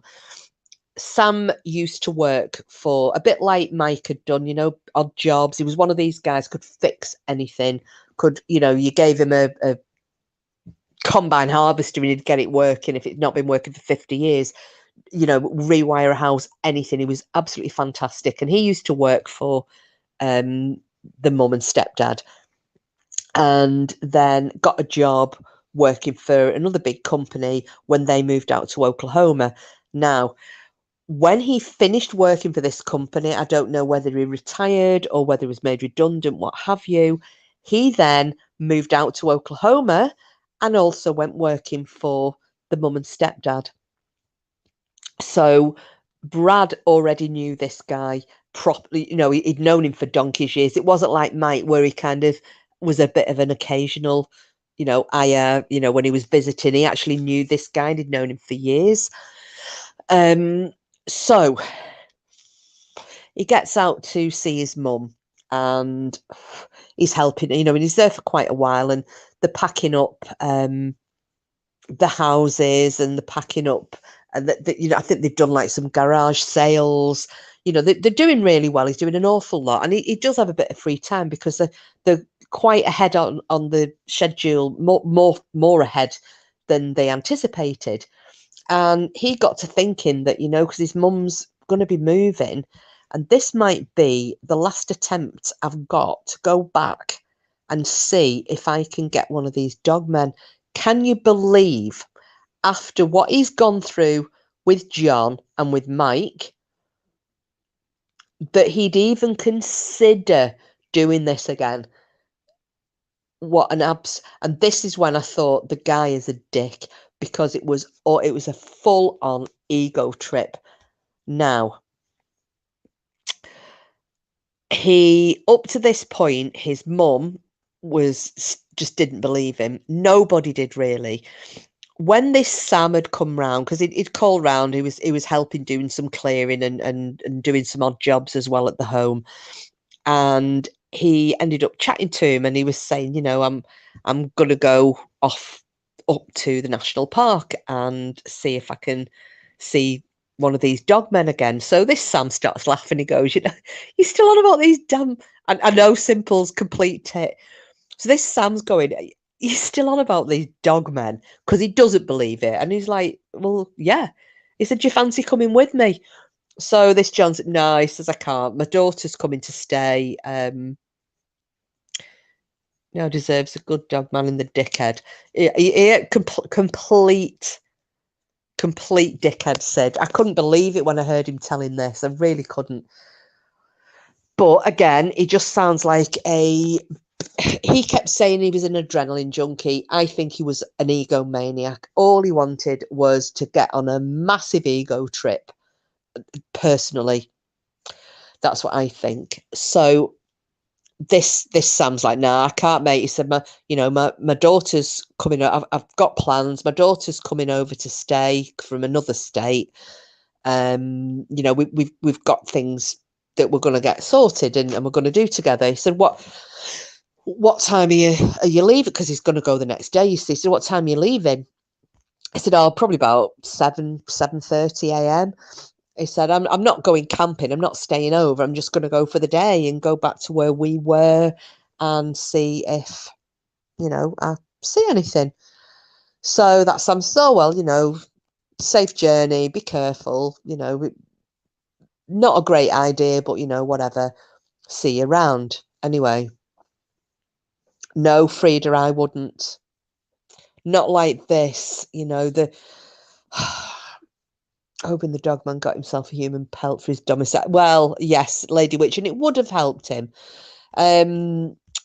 Frida, at some point, I might share another story with you all.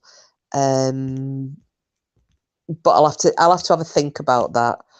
I'll have to have a think about it. Sorry for being a bit cryptic. But yeah, anyway. I hope a Dogman gets hold of his bollocks via his mouth.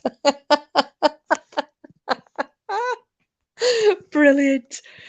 So, Brad, the knob, I would like to see one. Certainly wouldn't harm them. Well, Leah, where you are, you've obviously heard of the Wolver, haven't you? Those old Highland stories. But you see, our story, and Dolly Mixture as well may have, but, I'm just speaking to the Scottish amongst us. The Wolver is a more benevolent creature than a Dogman. But these stories from the Hebridean Islands and from the Highlands themselves, are all always about the Wolver. The Wolver looked out for your livestock. The Wolver looked out for your children. You just had to treat it right. You leave a bit of milk and some bread out for it. They seem to be a different type of animal, but it's funny that these legends in Scotland, although it's a different kind of creature, as in its temperament, whereas the wolf. Oh, right, Leah. Oh, well, do you know what? One day I will do a story on the Wolver. I'll tell you all about the Wolver. Sorry, I just presumed you would have known about it, but I grew up with all legends and stories and all the rest of it. But it's weird though that there is this similar creature. So you've got in European folklore, you've got the werewolf, the lupin, the lycanthrope. You heard of the haggish? Yeah, with the one short leg, so it goes in circles. That's like the Germanic culture. Then you've got the Celtic side of things, which is the Wolver. Then you've got in the Americas. So none of these three cultures, although some people think that the Dogman was, that story was kind of propagated by the German immigrants that went over to America. I'm not sure, because the Native American Indians had their, they had stories about the Dogman, the Skinwalker, Bigfoot. None of these stories were already there prior to Germanic settlers coming over. So yeah, to me there must be some there's some truth in it. And the more I've looked into this over the last year, the more I'm getting more theories, shall we say. Go for theories. Anyway, sorry, I'm digressing. I shall get back to this story. Oh, pardon me a second. Just need to have a little breather.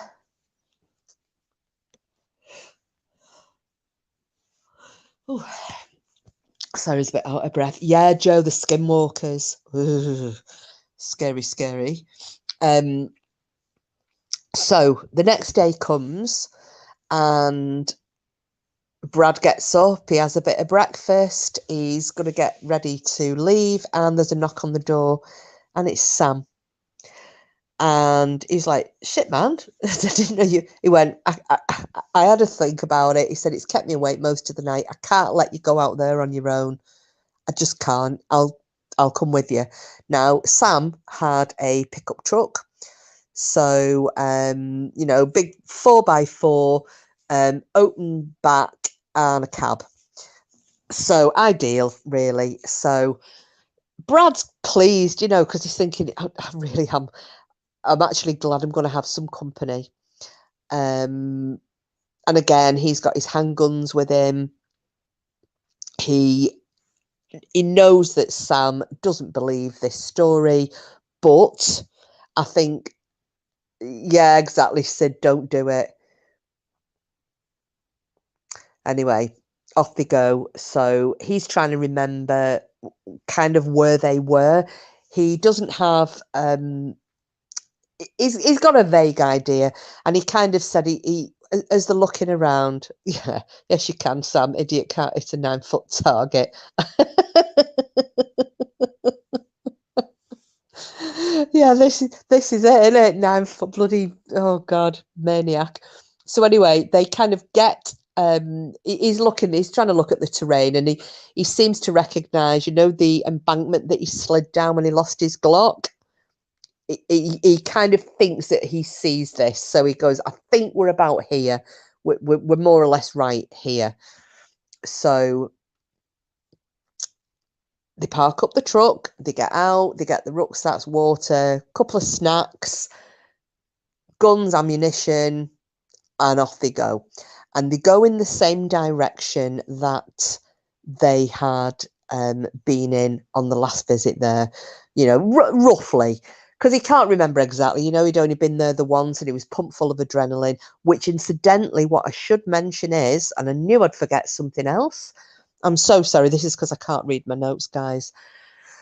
The previous time, he had such a massive adrenaline rush, when he'd got back to the van after legging it, he thought he was going to have a heart attack. Because he was saying to Mike, you're going to have to stop this van and call 911 because I think my heart's about to stop. His heart rate was so high, it was at danger level. So, so much for being an adrenaline junkie. So, and that was something I'd forgotten to mention to you. So I do apologise for that. So off this set, they're going in the same direction. Like I said, because of this, he doesn't remember exactly because of the adrenaline that was overtaking his body at the time. He was being chased. He could hear his friend shooting and being chased. He had his other friend behind him that he was feeling solely responsible for. And all three of them, terrifyingly, were being hunted. So he couldn't remember exactly, but basically he thought, yeah, we'll get there. They get up onto, there's a bit of a promontory. They get up onto that, and lo and behold, what's down on the grass? A Dogman. He is looking at this thing. He thinks it's probably about 7.5. It's not as big as the one that was, they saw the first time, the one that was shot by John. Bit smaller, but it's still a hefty size. It's still about 7.5 foot tall, and it's kind of scratching on a tree as though maybe a bit like a cat would sharpen its claws on a scratching post. It's kind of doing that, and he's looking at it, and they're not that far away from it, probably 300 yards maybe, and he's like, I can get this, but should I? Sam is kind of jaw dropped looking at it, because he can see this thing, he can see how big it is. They're not really saying much, and all of a sudden this thing snaps its head round, because whether it's got a whiff of them, whether they'd made a noise inadvertently, I don't know, but it had snapped its head round, and it's doing what the other one did that first time, you know, up on the back legs, sniffing the air, a bit like people in the UK will know what a Bisto kid is. I don't know about you guys in the US, but there used to be an advertisement where it was kind of instant gravy. And when the mum made it, it smelt so good. All these kids would like have their heads in the air sniffing and they'd come floating into the house. So this was a bit like, you know, the way that I can visualize it was a bit like a Bisto kid sniffing at the air. And it then looks directly at Brad. Brad he doesn't think it can see him because he is behind, you know, there's a tree and he's kind of trying to keep himself out of view. But this thing has spotted him and it decides it's going to run at him. And so he opens fire on it. And once again, same thing. He absolutely empties his gun at this thing and it drops. And he's just like, fuck. So yes, green eyes. So he starts running down towards this thing. He's reloading. He's also picking another gun off. He gets down there and Sam is right behind him. And he's standing over this Dogman. And he then empties another gun into it. Chest shot. The rest of it, bang, bang, bang, bang, empties his clip into this Dogman. And at this point, because again, the adrenaline is overtaking him, at this point, Sam catches up with him and he is just got, and he's going, can you see this? He's like, what the fuck? I don't know, Frida. I'm not sure. I think they are from another dimension. Maybe they were human once. Maybe there's some form of a hybrid.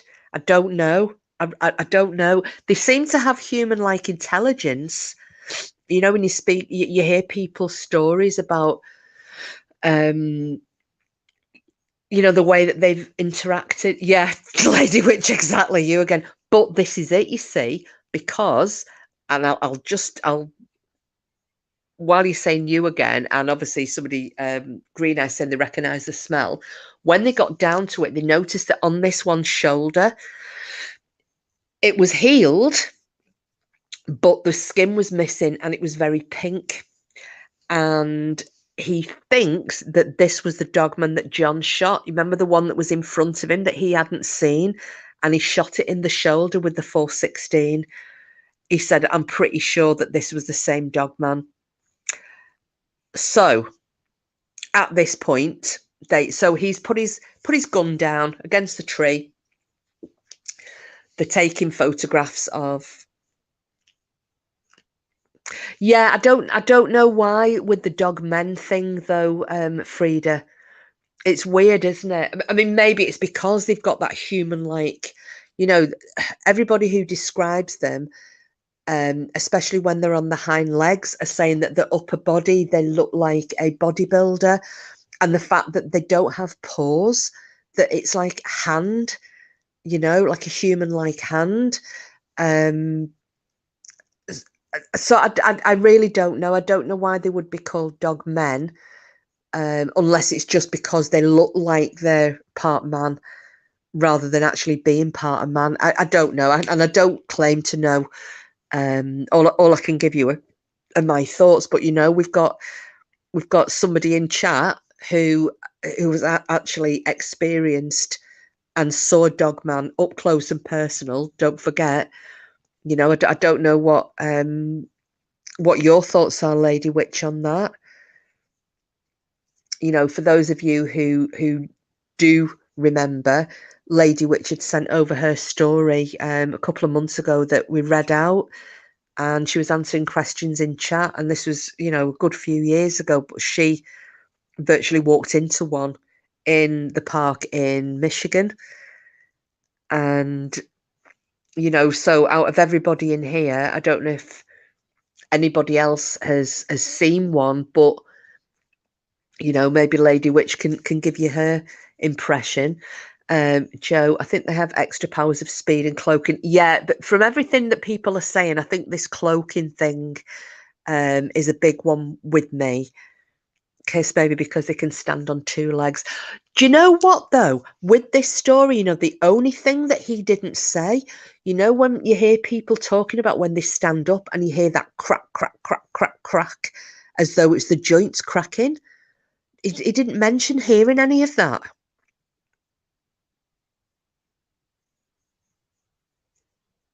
So I don't know. I really don't know. Anyway, now this is the real stinger with this. And again, I do apologize. It's not as detailed as the first one, because I only listened to this episode once. The other one I listened to about 5 times so I could remember it. Let's have a look. Lady Witch. I personally don't think they are part human. I think they are a type of non-shifting werewolf, but that's just an opinion. So basically, a bit like the lichens in Underworld, Lady Witch, the first ones, not the ones that they changed, but the very first ones that were made, because they were left in a bestial state, weren't they? I know, Frida. Oh God, that I found Lady Witch's story so scary. And I still to this day want to thank you for sharing that, Lady Witch, because yeah, I think it was because you were so matter of fact when you were relaying it. I found that quite, yeah, that gave me the EBGBs and the scaries and the chills. So, in the meantime, we'll go back to this story. So, they're looking down on this dead Dogman, and they're like, they've got that initial shock, as in, oh my God, we've actually managed to kill one. And at this point, then he gets his phone out, and he's saying he wanted some sort of perspective. So he's got his phone, and Sam is taking the photographs for him, and he said for perspective, he is 6'3". This is Brad, 6'3", 200 and I think he said 230 or 220. We'll say 220, 220 pounds. That's what he weighs, and he's 6'3".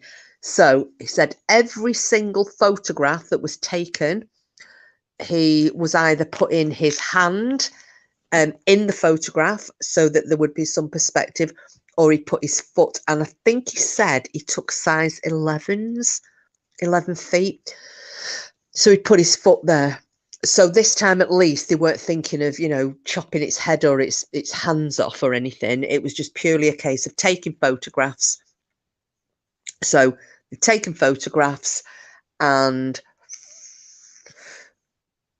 they now decide that they are going to head back. And what happens? Again, they hear noises in the woods either side of them, and wouldn't you know it, the rest of the family have come to call. So again, I don't remember all of the details, but they peeled back, and I mean peeled back to that pickup truck. They are, as they're running, Brad actually ended up going down, and I think he'd ended up tearing ligaments in his ankle. He was in a right state anyway. He could hardly walk. His mate's trying to help him. They get back into the pickup truck. Now, one of the good things now, that I'm saying, old Dogman, stay away from me. I won't harm you as long as you don't harm me. Yes, Frida, I want them all to stay away from me as well. Something else that happened as well, as they get to the van, he kind of threw himself into the flatbed at the back while Sam jumped into the driving seat, because I think he couldn't even make it round to the passenger side. It was just a case of he just dove into it. Sam didn't do what Mike had done, as in go into the bottom. He literally got into the damn vehicle, started it going and did a handbrake turn. To the extent it was so bad that Brad thought the truck was going to tip over and crush him to death. He was going to come bouncing out of the back, out of the flatbed, and get crushed. Okay. But this guy is the king of making the same mistakes again and again and again. Okay. And we're going to go back over this. So, not only does he want to kill a dogman, tries to do it twice, fucks up twice, gets chased twice.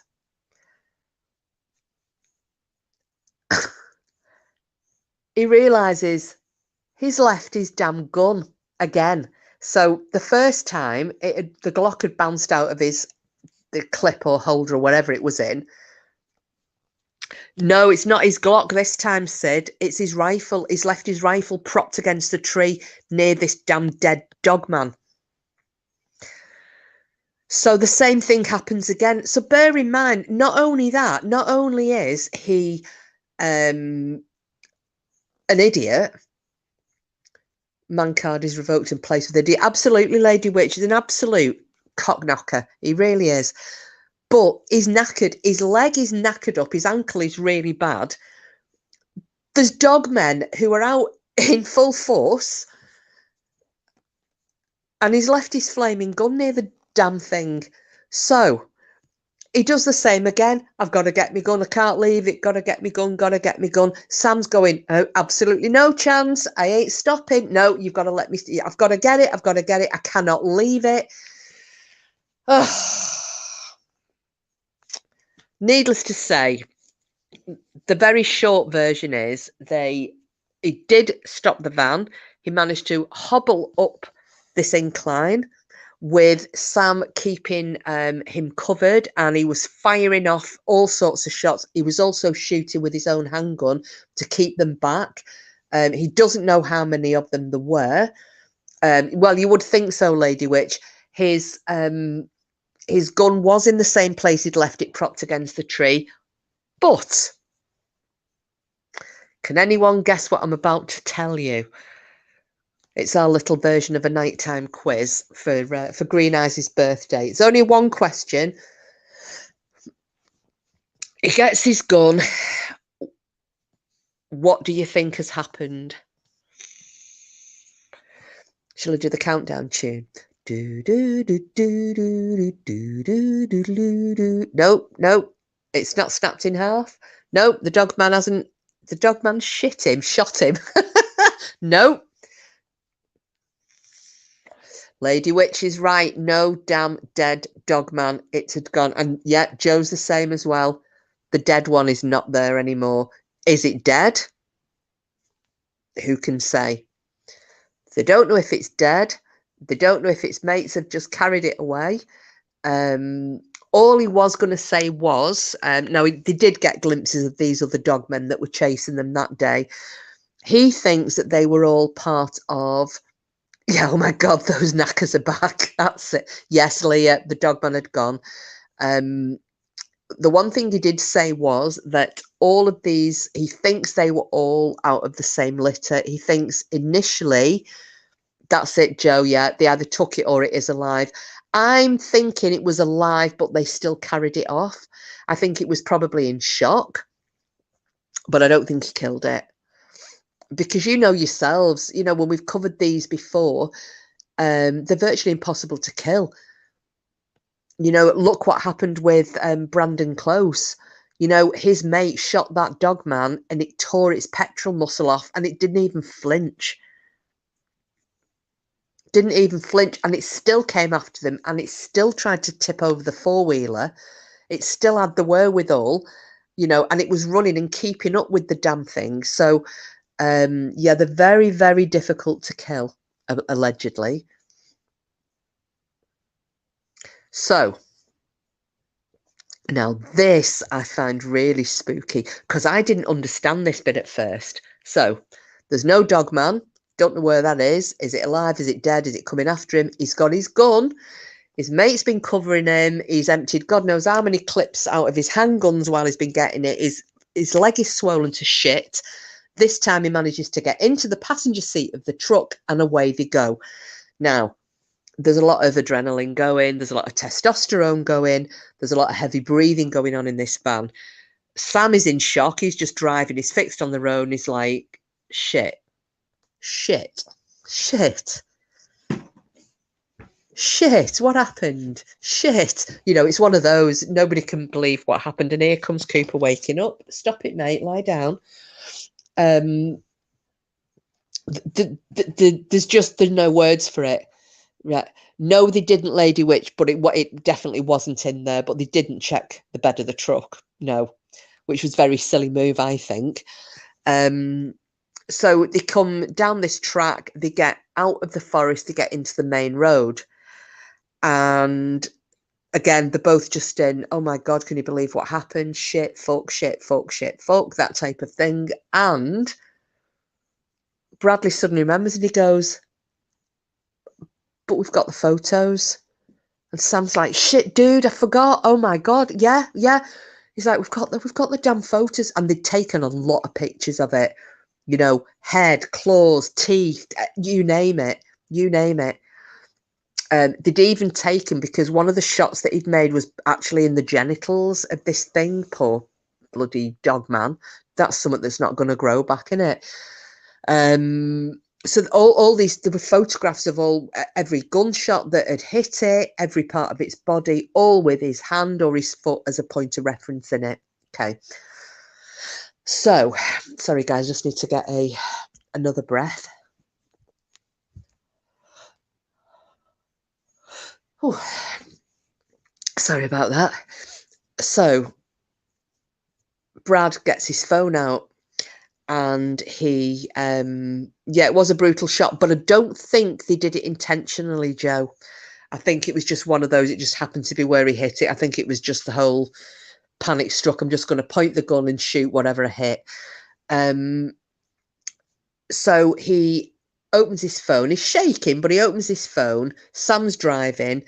I'm all right, Green Eyes. I will stop when I finish this one. He looks on his phone. Now, he said 2 days before he came, to see, down to visit his mum, he had a bill that he'd had to send off. And he said when he does, there's an invoice and a bill, he always, as proof, he'll take a photograph of it. And he said, as he opened his photograph album, the gallery on his phone, the first photo he got to was this one, and it was a copy of this bill. And he's like, the fuck? So he's flicking through his album, and that is the photograph, the last photograph that was taken. And he's like, Sam, I can't find him.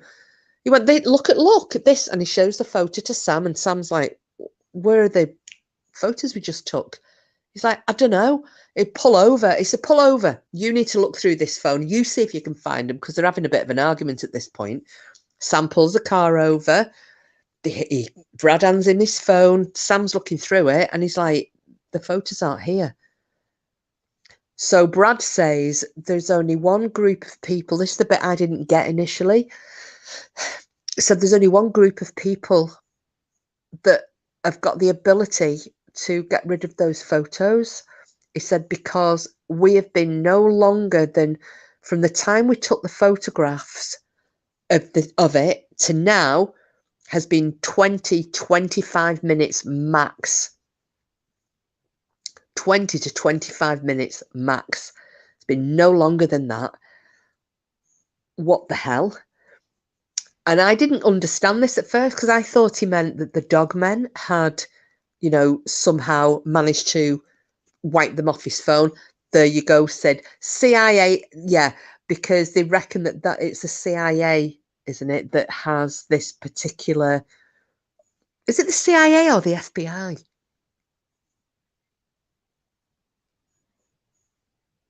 That's it, yeah. Here come the men in black. Yeah, they reckon they've got this particular... I don't know. What do they call it? A particular branch of but I can't remember if it's the CIA or the FBI that deal with this. But yeah, ex-military, God love them. Yeah, well, this is what they're reckoning, that maybe somebody has managed to delete these photographs without even touching the phones. And when he was relaying this story, the guy, and it's Vic Cundiff, those of you that have heard of Vic, he was saying to him, you really don't want to be speaking about this. You don't want to be making too big a deal about it. This is why this guy has got his identity is protected. Brad's not his real name. Because they're saying if this is what they can do, they know that these things exist. They cover up on a regular basis. Again, I'm going back to Brandon Close. If you remember, that paramilitary group came out, flushed the Dogman away, stole all of Cooper. Shut up. Sorry, guys. Cooper, stop. You've been quiet and you've been a good boy all night. Be quiet and lie down. Sorry about the dog. You knew it would be a matter of time, but we've managed to do 2 hours without him making any noise. Anyway, so you know that these people are getting involved in these things, and they nicked all of those, all of the memory cards out of Brandon's with the 30-odd cameras, game cameras around his property. Dog soldiers. It certainly does, Lady Witch. Been messing around with DNA for decades. Yeah, you don't know what it is, Wiccan, do you? You don't know what they are, what they could be. They will know who he is, but he can't prove anything now, so no threat. That's it, exactly, Sid. That's it. Now, I'm just going to go back a little bit to what Frida had brought up earlier. When I said I was feeling a bit sorry for the Dogman, the first one that John shot, and when they were saying that it kind of got up onto its knees and it was shaking and it was obviously in incredible pain. And there was, well, that's it, Leah. How did they know? How did they know? But how does your phone know? If you think about the technology and the spyware and all the rest of it, we could be talking. Prime example, I was chatting to my friend about a particular thing. I've bought Cooper a Thunder shirt, okay, just to see if it'll work on Saturday night so he's not shitting himself with the fireworks. And prior to me buying it, so I hadn't looked online, I'm talking to my friend about a Thunder shirt on the phone. I'd not put the phone down 5 minutes, and my phone is, and I came onto YouTube, and all I'm getting are advertisements for Thunder shirt, Thunder shirt, Thunder shirt, Thunder shirt. I also had a conversation with one of my friends about Mauritius, and the same day I'm getting advertisements for holidays in Mauritius. Never had them before. So is it a stretch of the imagination that maybe people with phones in particular areas in the US that are known to have populations of these creatures, is that beyond the realms of possibility that if you have a mobile phone with you and you enter one of these areas, that it maybe triggers not an alarm but an alert, and that they can then access your phone, to I don't know, I'm not that technology or friendly, but what do you think? Am I being too conspiracy theory, tinfoil hat wearing lunatic, or what? What do you reckon?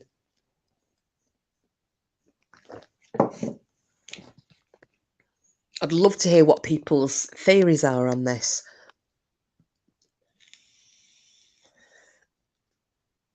But while you're thinking about that, anyway, they absolutely monitor conversations for targeted advertising, though we all know damn well that they listen to everything. Yeah, and Joe, very possible. Yeah, I just wonder if it's this alert system, like there's some form of a trigger I don't know. It's just something that I've pondered. Just think about Twitter, Facebook. If you mention Tommy, you know who it's spotted and deleted. Shall I say his name, Sid? He used to follow me on Twitter. Believe it or not. Alexa spies on you. Yeah. Alexa, Google, your phones. I was getting told this from the get-go when I got this phone, though, because it's a Huawei, and everyone's going, oh my God, you've got a Korean phone. It's going to spy on you. Shut up. Hang on, here comes the dog again. Hey, stop.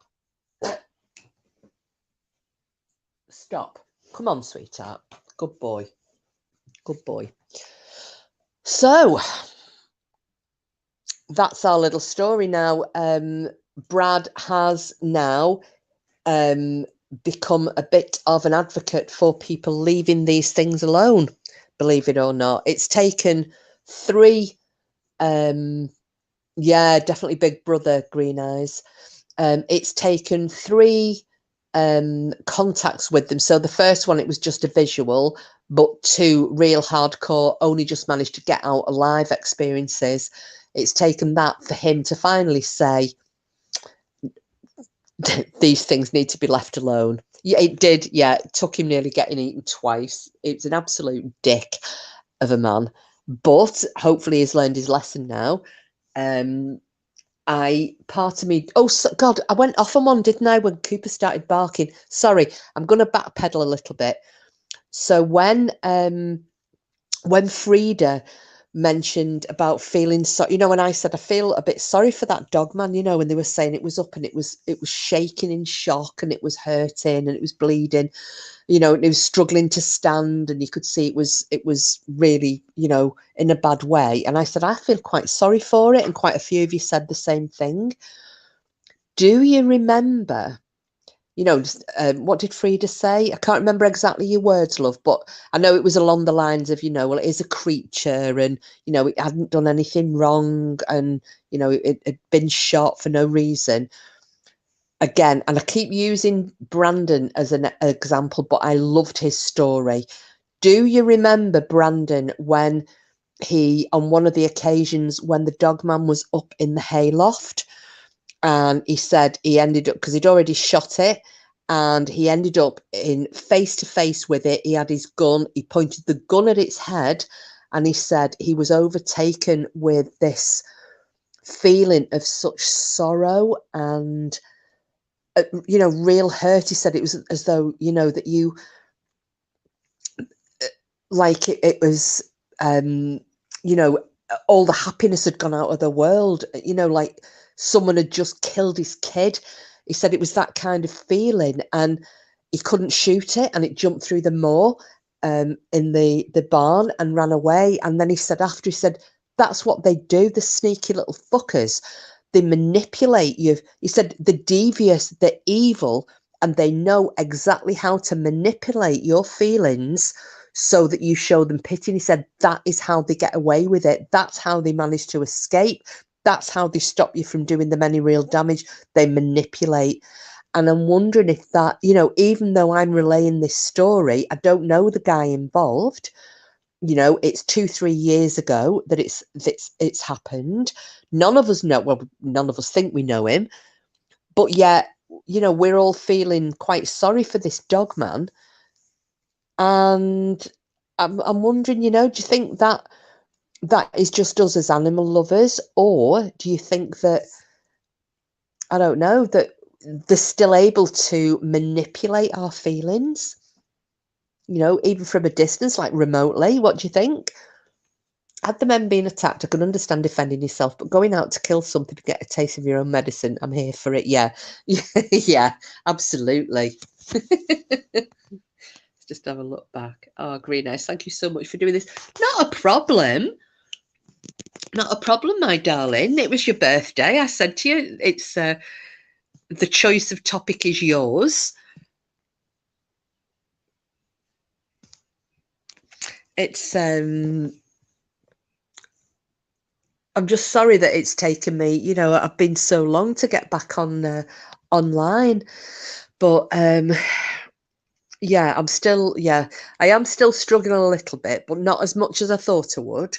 I think we all just feel it's wrong to hunt a trophy. Yeah, Sid, yeah, I'll go with that as well. I'll go with that as well. Kiss, but don't forget he had the gun pointed at his head. Yes. Yes, he did. But also he did the same thing. Don't forget when that dogman got into his house and was in the kitchen. You remember it was the other side of the breakfast bar, and the same thing again. He got that awful feeling that, you know, and when it was in the basement, that's when he was saying, you know, he knows that they can manipulate. But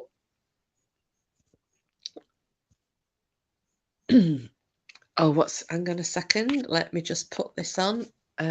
Oh, hang on. Wrong one. Sorry, chickens. Wicker Moon. Guys, I hope I'm not detracting from Kisses Live. I just wanted to remind and warn you that my YouTube account was meddled with today. Keep an extra eye on your account. Yes, everybody, please do. People are playing silly buggers. If they can't get attention one way, they're trying to get attention another way. So myself and everybody else would advise you all to do that 2-step verification on your accounts. And also, as and when you get the email about choosing your handle, go ahead and do it. Oh, Julia, hello. Just the lady. Now, I have been having a well, hopefully you enjoy it. I'm sorry because I'm struggling to breathe a bit, Julia. So and I couldn't read things because I've got this vertigo. So I was trying to remember the story rather than having to read it. Oh, thank you, Sid. It's proper good. Was it all right? Did it come across okay? Well, Julia, I've been chatting to somebody. I'll not go into too much detail here now because I will speak to you privately about it. I've been chatting to somebody who has a channel, obviously bigger than mine. I've only got a little weedy little baby channel, and this guy, a really nice guy. I've met him. Works in the Northwest and does he's very interested in the UFOs and alien encounters and covers them. He has a channel on YouTube, and I just happened to be mentioning Declan, and he wondered if you could ask if Declan would possibly be interested in speaking to him. This guy he makes proper films. You know, he's not like me, but he was just wondering if Dec might be interested. So would you? And it's absolutely fine if he's not, but I wondered if you'd have a little word with him and see if he fancies speaking to this guy. And I can, if he does, I can put you in touch because he's a proper filmmaker, you know. So yeah, that was that little bit. Great stuff. Oh, thank you, Sid. That's very kind of you. Oh, thank you, Green Eyes, and Frida. I was hoping it was Sid. I know you like the stories about the dogmen. Well, because when I was ill and I was just lying in bed for all those days. Sorry, give us a sec, guys. Ooh. I was just listening to stories about all sorts of things like dogmen and ghosts. Almost not, but quite good. Wow, well, that's compliment indeed, Sid. I love Mr. Ballon. I must admit, I think John Ballon is, or John Allen, his name is, isn't it? He's one of the best storytellers. Oh, thank you, Julia. But not a problem if not, because you know I'm still gonna, you know, once I'm fit. We'll come over and do what we plan to do anyway. But yeah, it was very interesting. Like I said, this guy's got a decent size of channel, and you know, and quite a lot of followers, which I don't. But you know, and that doesn't mean everything. But I know he was interested, so I said I would ask and see what Declan thought. Like me more than Bailey. Who's Bailey, Lady Witch? I don't know who Bailey is. So glad you're feeling better. Oh, thank you, Joe. So, yeah, so, oh, while Nancy's in hospital, she's become Balin obsessed. Oh, I know. He's great, isn't he? He's really good. So, I've got some really good stories. One of them, obviously, again, we're going to try and get and hook up with Julia and Declan and a husband, Paul, isn't it? You know, and do some proper filming. But unfortunately, look what happened. So, but I've got some really good stories. So once I don't know who Bailey is. Green Eyes and Lady Witch. Bailey Sayran, she does her makeup while telling true stories. All right, okay. Well, I've got some really good ones. And here's one. Have any of you heard about the Pine Barrens murders? Because this was, I found this so fascinating. It was a film crew, and they went to make a film about the Jersey Devil. I don't know if any of you have heard about that. I had, but it was in a book. It'll be heard. You know, people in America will know about it. You guys, but it's not something as well known over here.